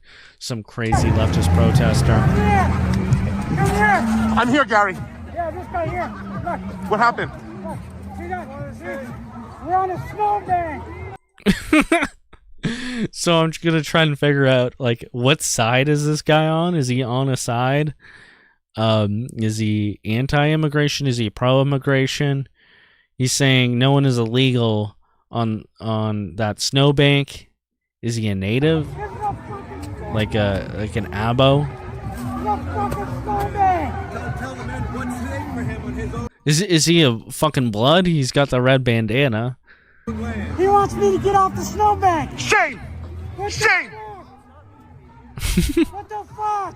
No one is illegal on stolen land. Is he trolling? Is he trolling, saying, you know, trolling with the native line? Is he native, but still trolling, but being anti-immigrant? You never know with these people. This is very incoherent. No one is illegal on stolen land. And you want me to get off the snowbank? What the fuck is that all about? Explain to me what the fuck that was about. This guy right here, I remember him. He was kind of funny. He's kind of just like a soy boy, but he's kind of chill. He's definitely on the leftist side, but, you know, you could kind of fuck with him and he'll just take it. You know, I don't particularly not like this guy. Explain to me what the fuck that was about. Get off the snowbank. What was that about? What the fuck Observe was the that about? physiognomies. Observe the physiognomies. No one is illegal on stolen land. We're really accomplishing something here. I've been told to get off the street. Great use of police resources, I've been too. told to get off of government buildings. I've been told to get off the statue. I've been told to get off of blockades. I've been told to get off of train tracks. Are you a fucking hobo? Why have you been told to get off all these things? Maybe you should just stop fucking loitering and being a nuisance. I'm an activist. This is the first time I've ever been told to get off the snowbank. I got told to get off the snowbank for what? I was going to get arrested? For what? For what? You know why? You know why? Because apparently these guys wear orange hats. They're like called observers. I don't know the exact context. I think it's partly because last time they did this counter protest against one of Puck Daddy's rallies, like I said, 7 of them got arrested for assault. So now they're wearing orange hats to be like, we're orange hat observers. We're just observers, even though they're like Antifa. Because of this. Because of this. Because of this. That's definitely a chug flag. Okay, so he's an annoying, obnoxious chug. He's probably drunk. So this guy, I believe he is this guy coming up here. He's the guy who got his hip broken last protest because he tried to fight with the cops and they smashed him. So Antifa protester Daryl Richardson is in a wheelchair. He sustained a hip injury while counter-protesting last month's Canada First rally. His comrades encircle us, shouting, "Back up and go away," as they encroach upon us. Okay, that's back up! Back up! You're not welcome. Back up! Back up! Back up! You're going up towards people. You can't get away from you. You're a despicable piece of scum. So we are here in the literal public square. Despicable piece of scum. At Yonge and Dundas. We have some people holding signs who are telling us that we're not welcome to be here. But we are in fact welcome to be here as citizens of Canada. Back up! Back up! Yeah, so Creama's doing her thing, mogging these Antifa weirdos.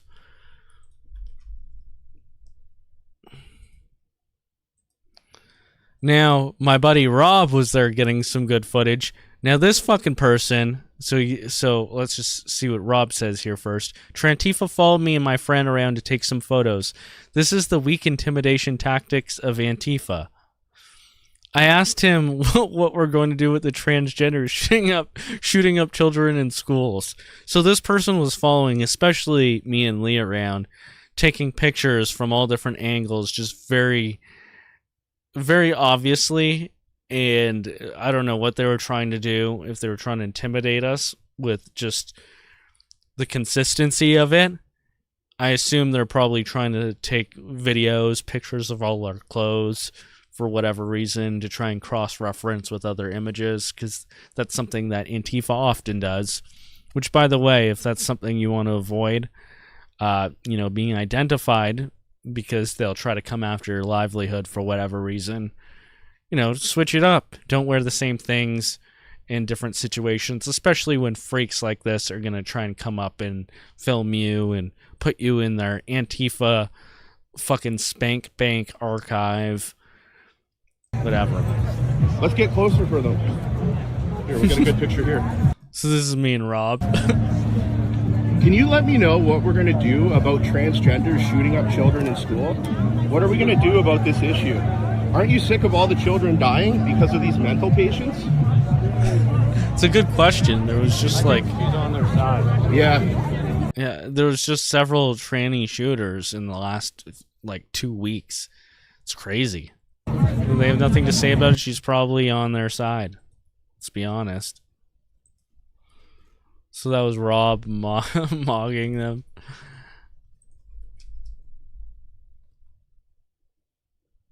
And then we have this, a perfect example of this so-called Canada First rally. This guy's anti-immigration. So what does this caption say? This is the State of Canada First rally today. This man says we need Hindu nationalism at the Canada First rally. He says it will fix the world. He says the Indian Army is coming to Canada. What do you think? There he is. Aren't you the guy that says white nationalism is going to fix the world? I say Hindu nationalism is going to fix the planet. So, if we actually elect a Hindu nationalist government, they're going to bring the army, the military of India, into this country, track down the wanted criminals, Sikhs and Muslims, in Bangladesh, whatever, handcuff them and send them back to India for criminal prosecution. That's how we intend to save you, white people. The white man doesn't need you to save him. No, we don't. There he is.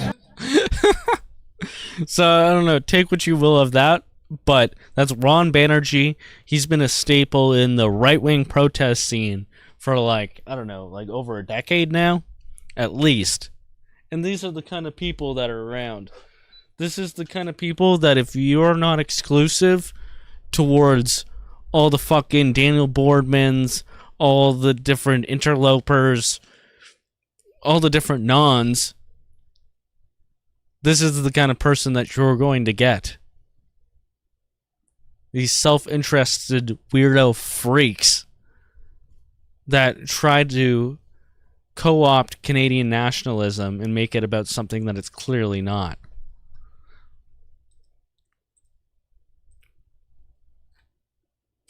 Dr. Genstein says that is CRJ. Which one is CRJ? Is he the trainee that was taking pictures? Or is he wearing the Jeet mask right now? I don't know what you're saying, Genstein.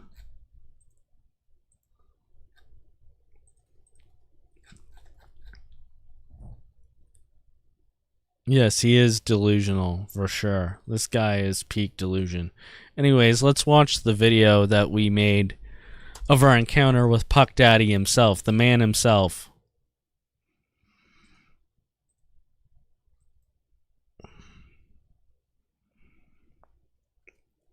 So my caption here is Joe Anajdar, aka Puck Daddy, held his 7th attempt at an anti-immigration rally in Toronto and was confronted by nationalist activist Lee Stewie, it's my girl, who criticized the methods of his protest and the lack of clarity in his message.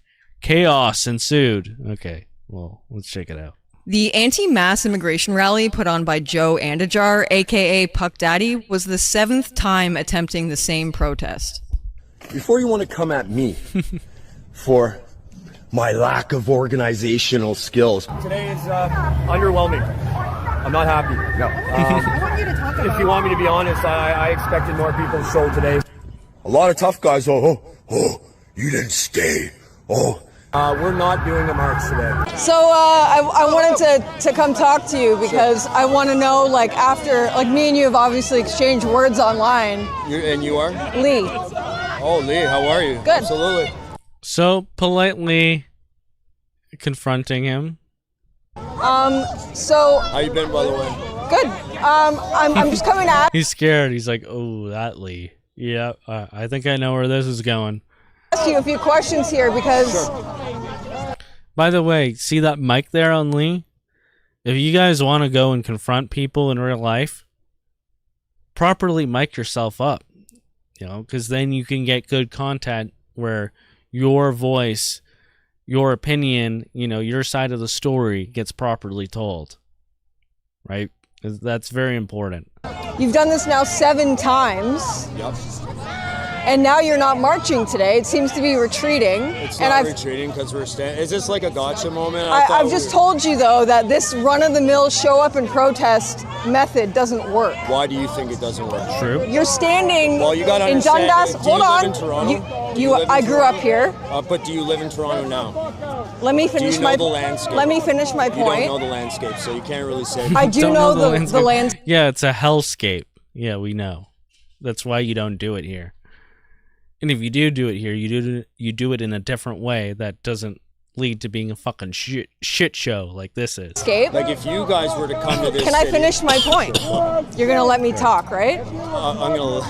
You're allowed to talk, sweetheart. You keep talking over me though. Because it's funny. So anyway, you get people to show up to Dundas Square. Yep, I do, and I'll continue. Or if it's Nathan Phillips Square, or if it's Queen's Park, and you corral them. You seem to be the only person that has an issue with it, though. No, I don't. Everyone, like, so many people have. Antifa clearly has a fucking issue with it. They've surrounded you and outnumbered you. She has an issue with it, obviously. Fucking everyone online, and as you start yelling about, like, I don't know if this is on. No, it's not on this particular video. There's about 3 or 4 minutes that we didn't include, but in it, he cries about how, I don't even go on Twitter because it's full of fucking idiots. Yeah, because you get mogged by real nationalists on Twitter who recognize that what you're doing is stupid. So that's why you have to gain all your popularity on Instagram and Facebook with all the boomer QAnon type retards. Who came to this protest? Can I finish my point? It's ridiculous how you guys. It's not ridiculous. It is because instead you're surrounded by your enemy. You're accomplishing we're in nothing. Downtown Toronto. You realize you're that, accomplishing nothing. Look at this. Just stay in your lane. You're not marching today. No. Where are your speeches? You have actually the biggest ego. So that's true. Where are the speeches? Like, it's just a bunch of people trapped in a square to do what? To watch Puck Daddy give some interviews to some social media influencers, maybe like 1 or 2 alternative media outlets, like Six Buzz. What is the point of, like, do you not have an amplifier with a microphone? Do you not have a few people who are ready to speak, to give like a speech about immigration, to provide some clarity to the situation? All of these things are easily doable, even if you do have a slightly unfavorable situation like this. Like, if you weren't such a retard and he could actually coordinate something with competent people, even if he is a civic nationalist and not an ethno-nationalist, at least if he doesn't counter-signal ethno-nationalism, but, you know, he still wants to have an inclusive anti-immigration rally, even if that is a bit hypocritical or a bit, paradoxical, I could at least understand if he could own that. But he can't. He's just totally incoherent. He's totally incompetent. There's nothing of substance going on here at all, except for being trapped in by Antifa and potentially being attacked, being photographed and filmed by a bunch of Antifa weirdos who are now trying to go around and identify all the people that were there. You're right. The biggest ego. Right, you're the center of attention. Oh, you guys have the stupidest. Where are you directing people? In the socialist rhetoric. Where are you directing people? I got people. That non there, just rambling about the socialists or whatever, Yeah, that's the problem, dude. This way protesting is done. Okay, for you. No, for everybody. You're leading people to a dead end. This is a dead end. Look, you're standing in Dundas Square. Did I say Canada's a dead end? I said this way. Make sure you get my good side, guy. I hope so. I hope. And this is where he gets aggressive towards me. It's like, I'm not even saying anything. I'm honestly laughing pretty hard at this point, or smirking at the very least. I'm not too intimidated or, even worried about this situation. Despite, how rambunctious these people were, I don't think they're violent like Antifa, and I didn't feel like my either of our security was at stake, though I was vigilant and ready to go, to protect whatever I needed to, if anything were to happen. But I don't think this was that situation. But of course, you have to have situational awareness, to keep your head on a swivel, all that, of course. But then Puck Daddy just, she starts arguing with all these nons here, and then he just starts getting aggressive with me for some reason. That's good content, because you guys are going to be all over the goddamn internet. Yeah, that's right. Trust me, you think you're big, do you? When you guys come to this city, and do what I'm doing, then you can talk. Until then, see you later. What a goof. See you later. Get the hell out of here. What a goof. You're a big boy, eh? He just left and then came right back in my face. You're a big boy. Eh? You're the one getting my face. Why don't you get the fucking camera out of my face? You walked right up to my camera, and then I guess I put it down. I don't know why I put it down for a second. But as soon as I put it down, you think you're a tough guy, eh? You have no idea who you're playing. Like he threatened me even further here as soon as I put my camera. Sons are men, by the way. Why are you talking to me By the like way, that, dude? no, we're actually not with you guys. Then he realized, wait, I shouldn't be, threatening people and trying to fight them at my own rally. That's not a good look, especially with 7 cameras in my face. Okay, so then it just goes back to, you're a liberal. Okay? How? It's just like a predetermined NPC talking point that this retard has. Yeah, right, buddy. You don't know the meaning of language. You guys are fucked. And then that Jewish Zionist Joe bitch. does not take You'll hear more from her later. constructive criticism too well. The leader of these protests isn't offering any solutions or direction because he wants you to look at him as your savior. The truth is, no one is coming to save you. His dead-end solution is being outnumbered and confronted by radical leftists once a month. You challenge someone to come here without a mask on. Instead of being an asshole, why don't we unite? This is I don't our want to country. unite. I don't want to unite with Well, everybody. that's why we're in a fucking position. I want to know where are all these? Did any of these people upload this footage? Where can I find this? Like, who is this guy? Unite with Canadians, actually. Puck Daddy believes that anyone can be Canadian, as long as you're born on our magic soil or hold a magic piece of paper, and that simply isn't true. If you're Canadian, you are represented on this flag. Now we're gonna see the Filipino midget. This guy is not even a manlet. You know, manlets are based. Manlets are like 5 foot to 5'7" short kings. We're gonna rule the world. We're gonna rise up from underneath and kill all the lanks. Well, it's gonna be TLD, total lank death. We're gonna kill all the fucking beggars. We're gonna be hanging beggars from trees. The manlets will rise again. This is not a manlet. This is a midget. Midgets are scum. Midgets will be used as our footstool in the upcoming height wars. I'll tell you that right now. You know what a Canadian is? What's a Canadian? I do know what a Canadian is. Tell us. This is a zesty little midget, little Filipino midget too. He's got some zest, some spunk to him. If you catch my drift. This country was built by the Brits. Toss that fucker. Toss that fucker. Midget tossing. Let's go. Let's bring back midget tossing. The Irish, the French, we came here, we built this country. Is everyone here Canadian? My fucking grandfather and great-grandfather. Yeah, okay, listen to this. Tell us what a Canadian. She asks what a Canadian is, and then he starts describing it, and it's literally like everyone, almost like half the people around of him are not Canadian by his own definition here. Canadian is? What's I Canadian? do know what a Canadian is. Tell us. This country was built by the Brits, Tell the us Scots, what a Canadian the Irish, the French. We came here. We built this country. Is everyone here My Canadian? fucking grandfather and great-grandfather fought this country. Who the fuck are you? Is he a Canadian? Yeah. You guys I am a Canadian. He's a Canadian. I am Canadian. I am a person of color. Oh, wow!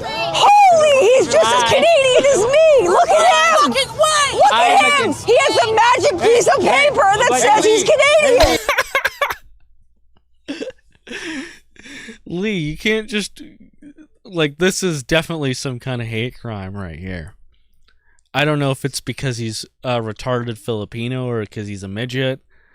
You definitely made him look at his passport and make him question whether it's actually magical or not when you said he has a magic passport.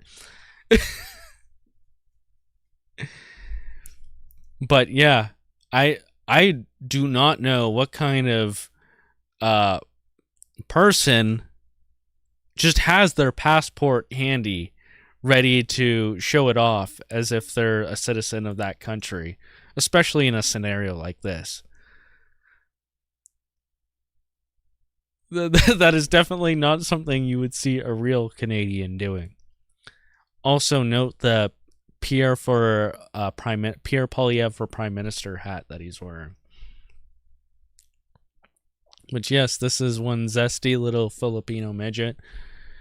You know, he's probably a nice guy, but come on, let's be real. Is he Canadian? Does he even understand the concept of what a Canadian is? And also, like, this is just hitting home the point that Lee's trying to make, is that there's a difference between the Canadian people and a Canadian citizen.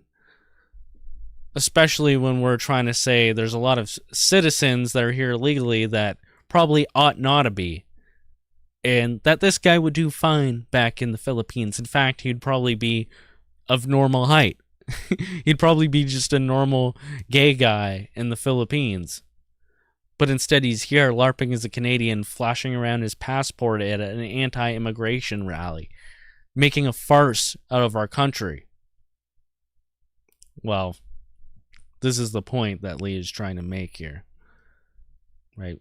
If we can't even define what a Canadian is, then how are we going to debate about our immigration policy, especially with somebody like Puck Daddy who's claiming to be a nationalist, but then just can't define any terms, can't clarify any issues, can't organize in any competent way. You just have gay little Filipino midgets running around waving their passport around, getting mogged by Lee Stewies. We don't have a problem. He would be revered as a ladyboy back in the Philippines. I don't know, is Philippines filled with ladyboys too as well? I thought that was just Thailand. You could see the moment that Lee broke his heart. Yeah.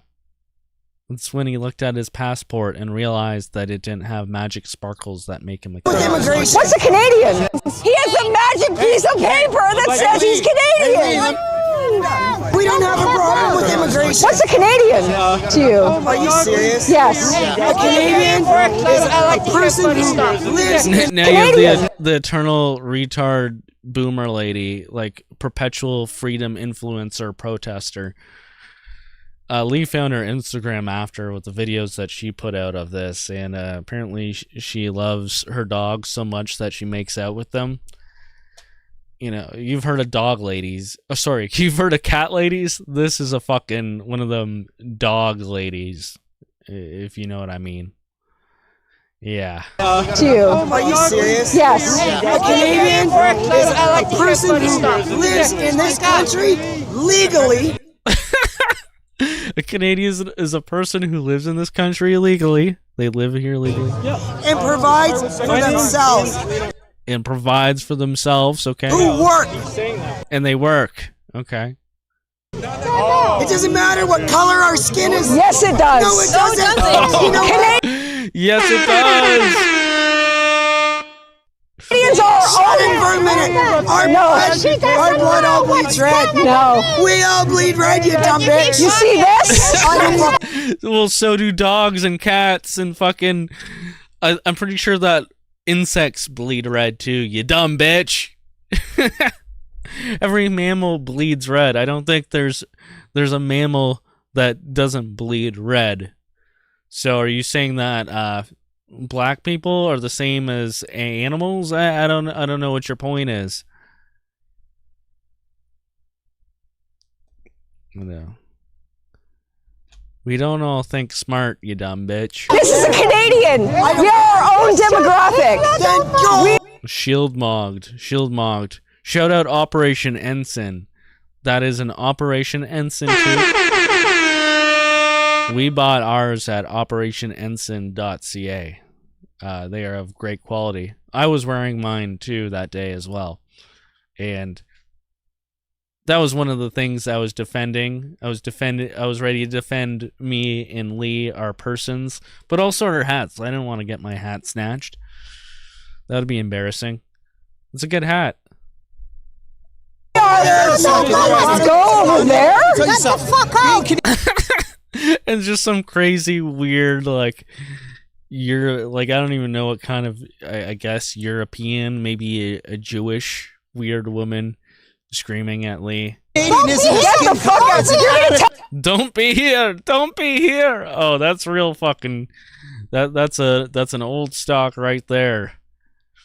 You know, she's been here so long, she's so real Canadian. She knows our native tongue with, you know, great catchphrases like, don't be here, don't be here. You know, if that was her attitude to all the immigrants and the third world immigration, then, you know, I might be more for it. Tell me about my country?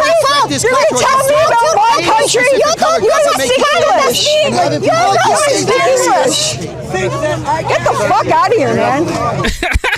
And then she gets confronted with a greasy Hindu nationalist Ron Banerjee, who's just like, basically, Jeet sexually harassing her, going, Lee, just such a fucking creep. Look at this guy. Get the Lee's like not having any. Fuck out of here, man. The messages at these rallies are not even coherent. Okay, they're a contained display. So this was these leftist, I think they're like some kind of Jewish leftists, pro-Palestine protesters, maybe Jewish independent voices or independent Jewish voices or Jewish voices for peace, something like that. But they have this crazy good, awesome banner. Your Canada First Christian leader says, "I am Israel Shal." Evidence that Puck Daddy stands with the Jews or whatever. He also told reporters that he's like half Jewish. His father is fucking Jewish or something along those lines. I don't know what is true and what is not, because this guy's probably full of shit half the time because he's trying to downplay it now. But no, yeah, this guy has no problem standing with people like Daniel Boardman, who we showed you at the beginning of this episode, and Solomon Silma, so the hardcore international Jewish operative who is leading anti-Iranian regime protests in the GTA with what he claims are 250,000 people in the street, and he's one of the leaders of this protest, going around and constantly promoting it on social media. Also working with Jeets, by the way. These Jews are working with Iranian dissidents who are against the Iranian government, and also working with all sorts of Jeets. So Hindus as well. So this is the kind of people that he stands with. I've seen pictures of him standing with this Salman Silma, that Iranian guy that we saw earlier in the stream. Total foreign interest operative, pro-Israel, Zionist, anti-Iranian, pushing for war, pushing for regime change and foreign intervention in Iran, willing to send us to die for his cause. Same with Daniel Boardman. They're a contained display of grievances with little being accomplished. She wanted to have a conversation with him. And this is us confronting these people, saying, like, isn't this an issue?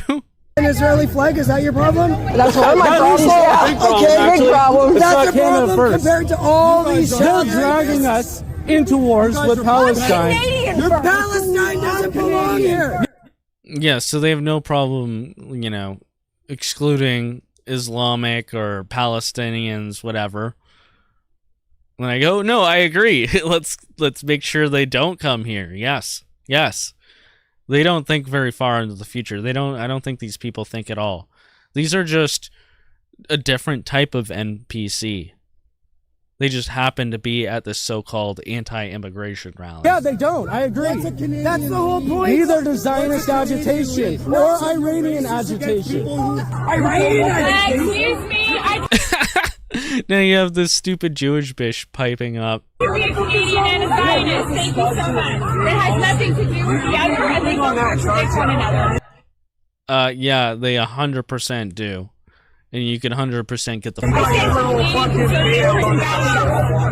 Are you collectivizing? Not just once a month on a Toronto street corner, but consistently building a community outside of this insanity that is actually productive? So which way is it going to be, white man? Productively working towards saving your country, or screaming into the abyss on the streets of Toronto? Mic drop. So there you have it. I think what we could learn off of that is don't go to a Puck Daddy rally unless you just want to film some cringe. Maybe talk to like the handful of cool people that will be there and network with them. Maybe go mog Puck Daddy if that's what you want to do. Get some content out of it. But that's not the way to go about things. You should be creating organizations, parallel institutions, businesses, all sorts of different organizations, charities, nonprofits like the Dominion Society,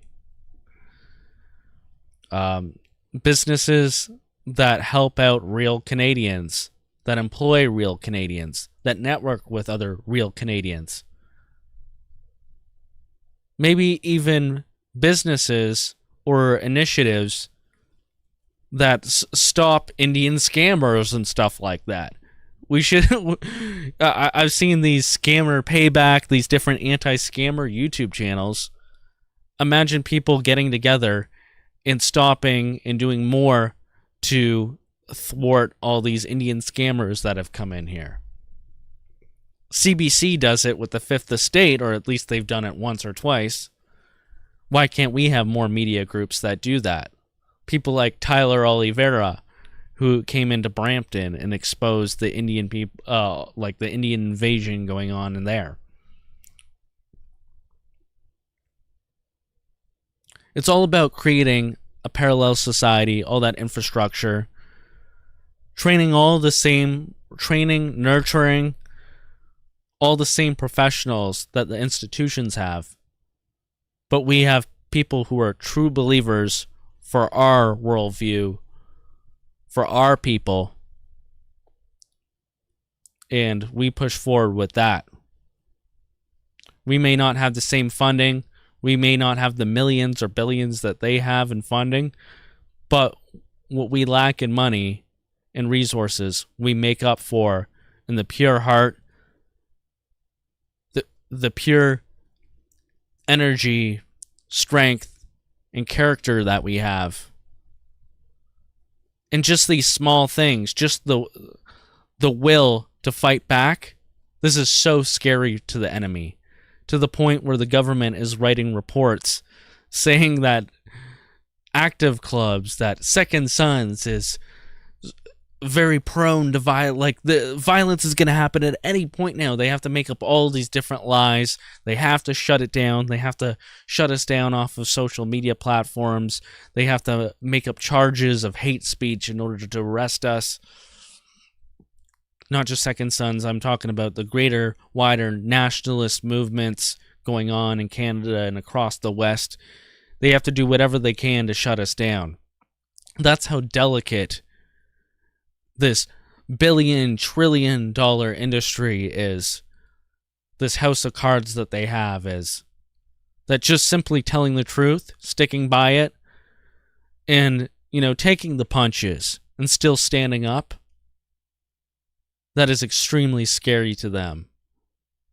And, they can't take us all down. They can't censor us all. Once the truth is out, the truth resonates with so many people. They can't put the genie back in the bottle.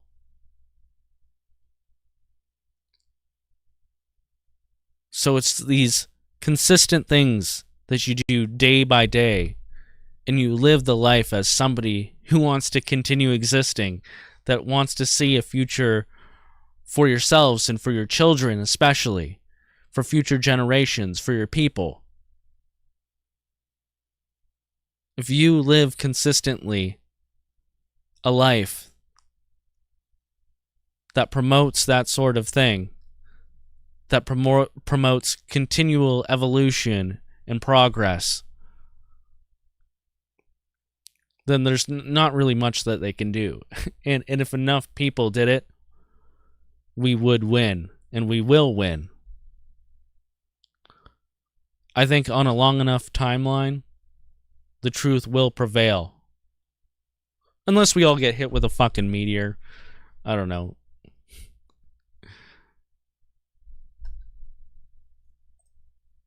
Well, I hope I ended it on a good note there. Maybe we'll get hit by a fucking meteor. I don't know. But in the meantime, we might as well try. I don't know. Make it fun. Make it fun. It'll be fun. Trust me.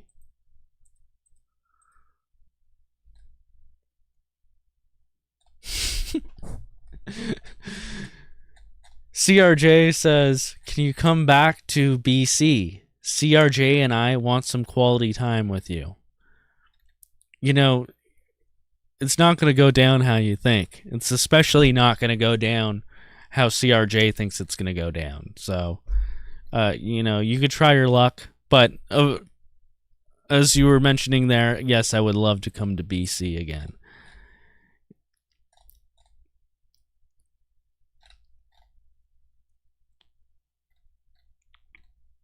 Lee is a legend in the making, yes.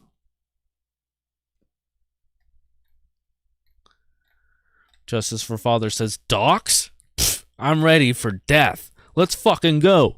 World fucking peace. WFP. I love it.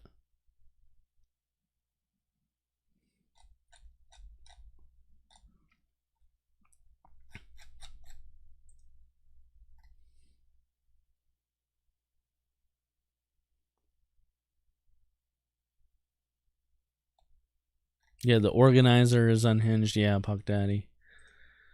All right. I think that was a good stream. We went through a lot of stuff. We didn't get to trannies. I don't think we need to do trannies tonight. It's getting pretty late. We've been going for over 2.5 hours now. You know, maybe I'll do another stream soon where we cover the TQ, the tranny question, because there's a lot more going on with these shooters. I've done quite a bit of research now. I'm seeing a rise in nihilistic, violent extremism that is actually a real category of extremists that the government has coined, but I think it's a real thing, and I've seen a lot of it in my research, and I think that's involved with these tranny shooters as well. You know, maybe sometime later this week I'll do another stream, or I'll just cover it again on next Wednesday and I'll be back with you guys. But either way, thank you guys so much for coming out tonight. Thank you to everyone who contributed. Dr. Jenstein, Justice for Fathers, a few other people there tonight. Appreciate it. All right. Cheers, everyone. Have a good night.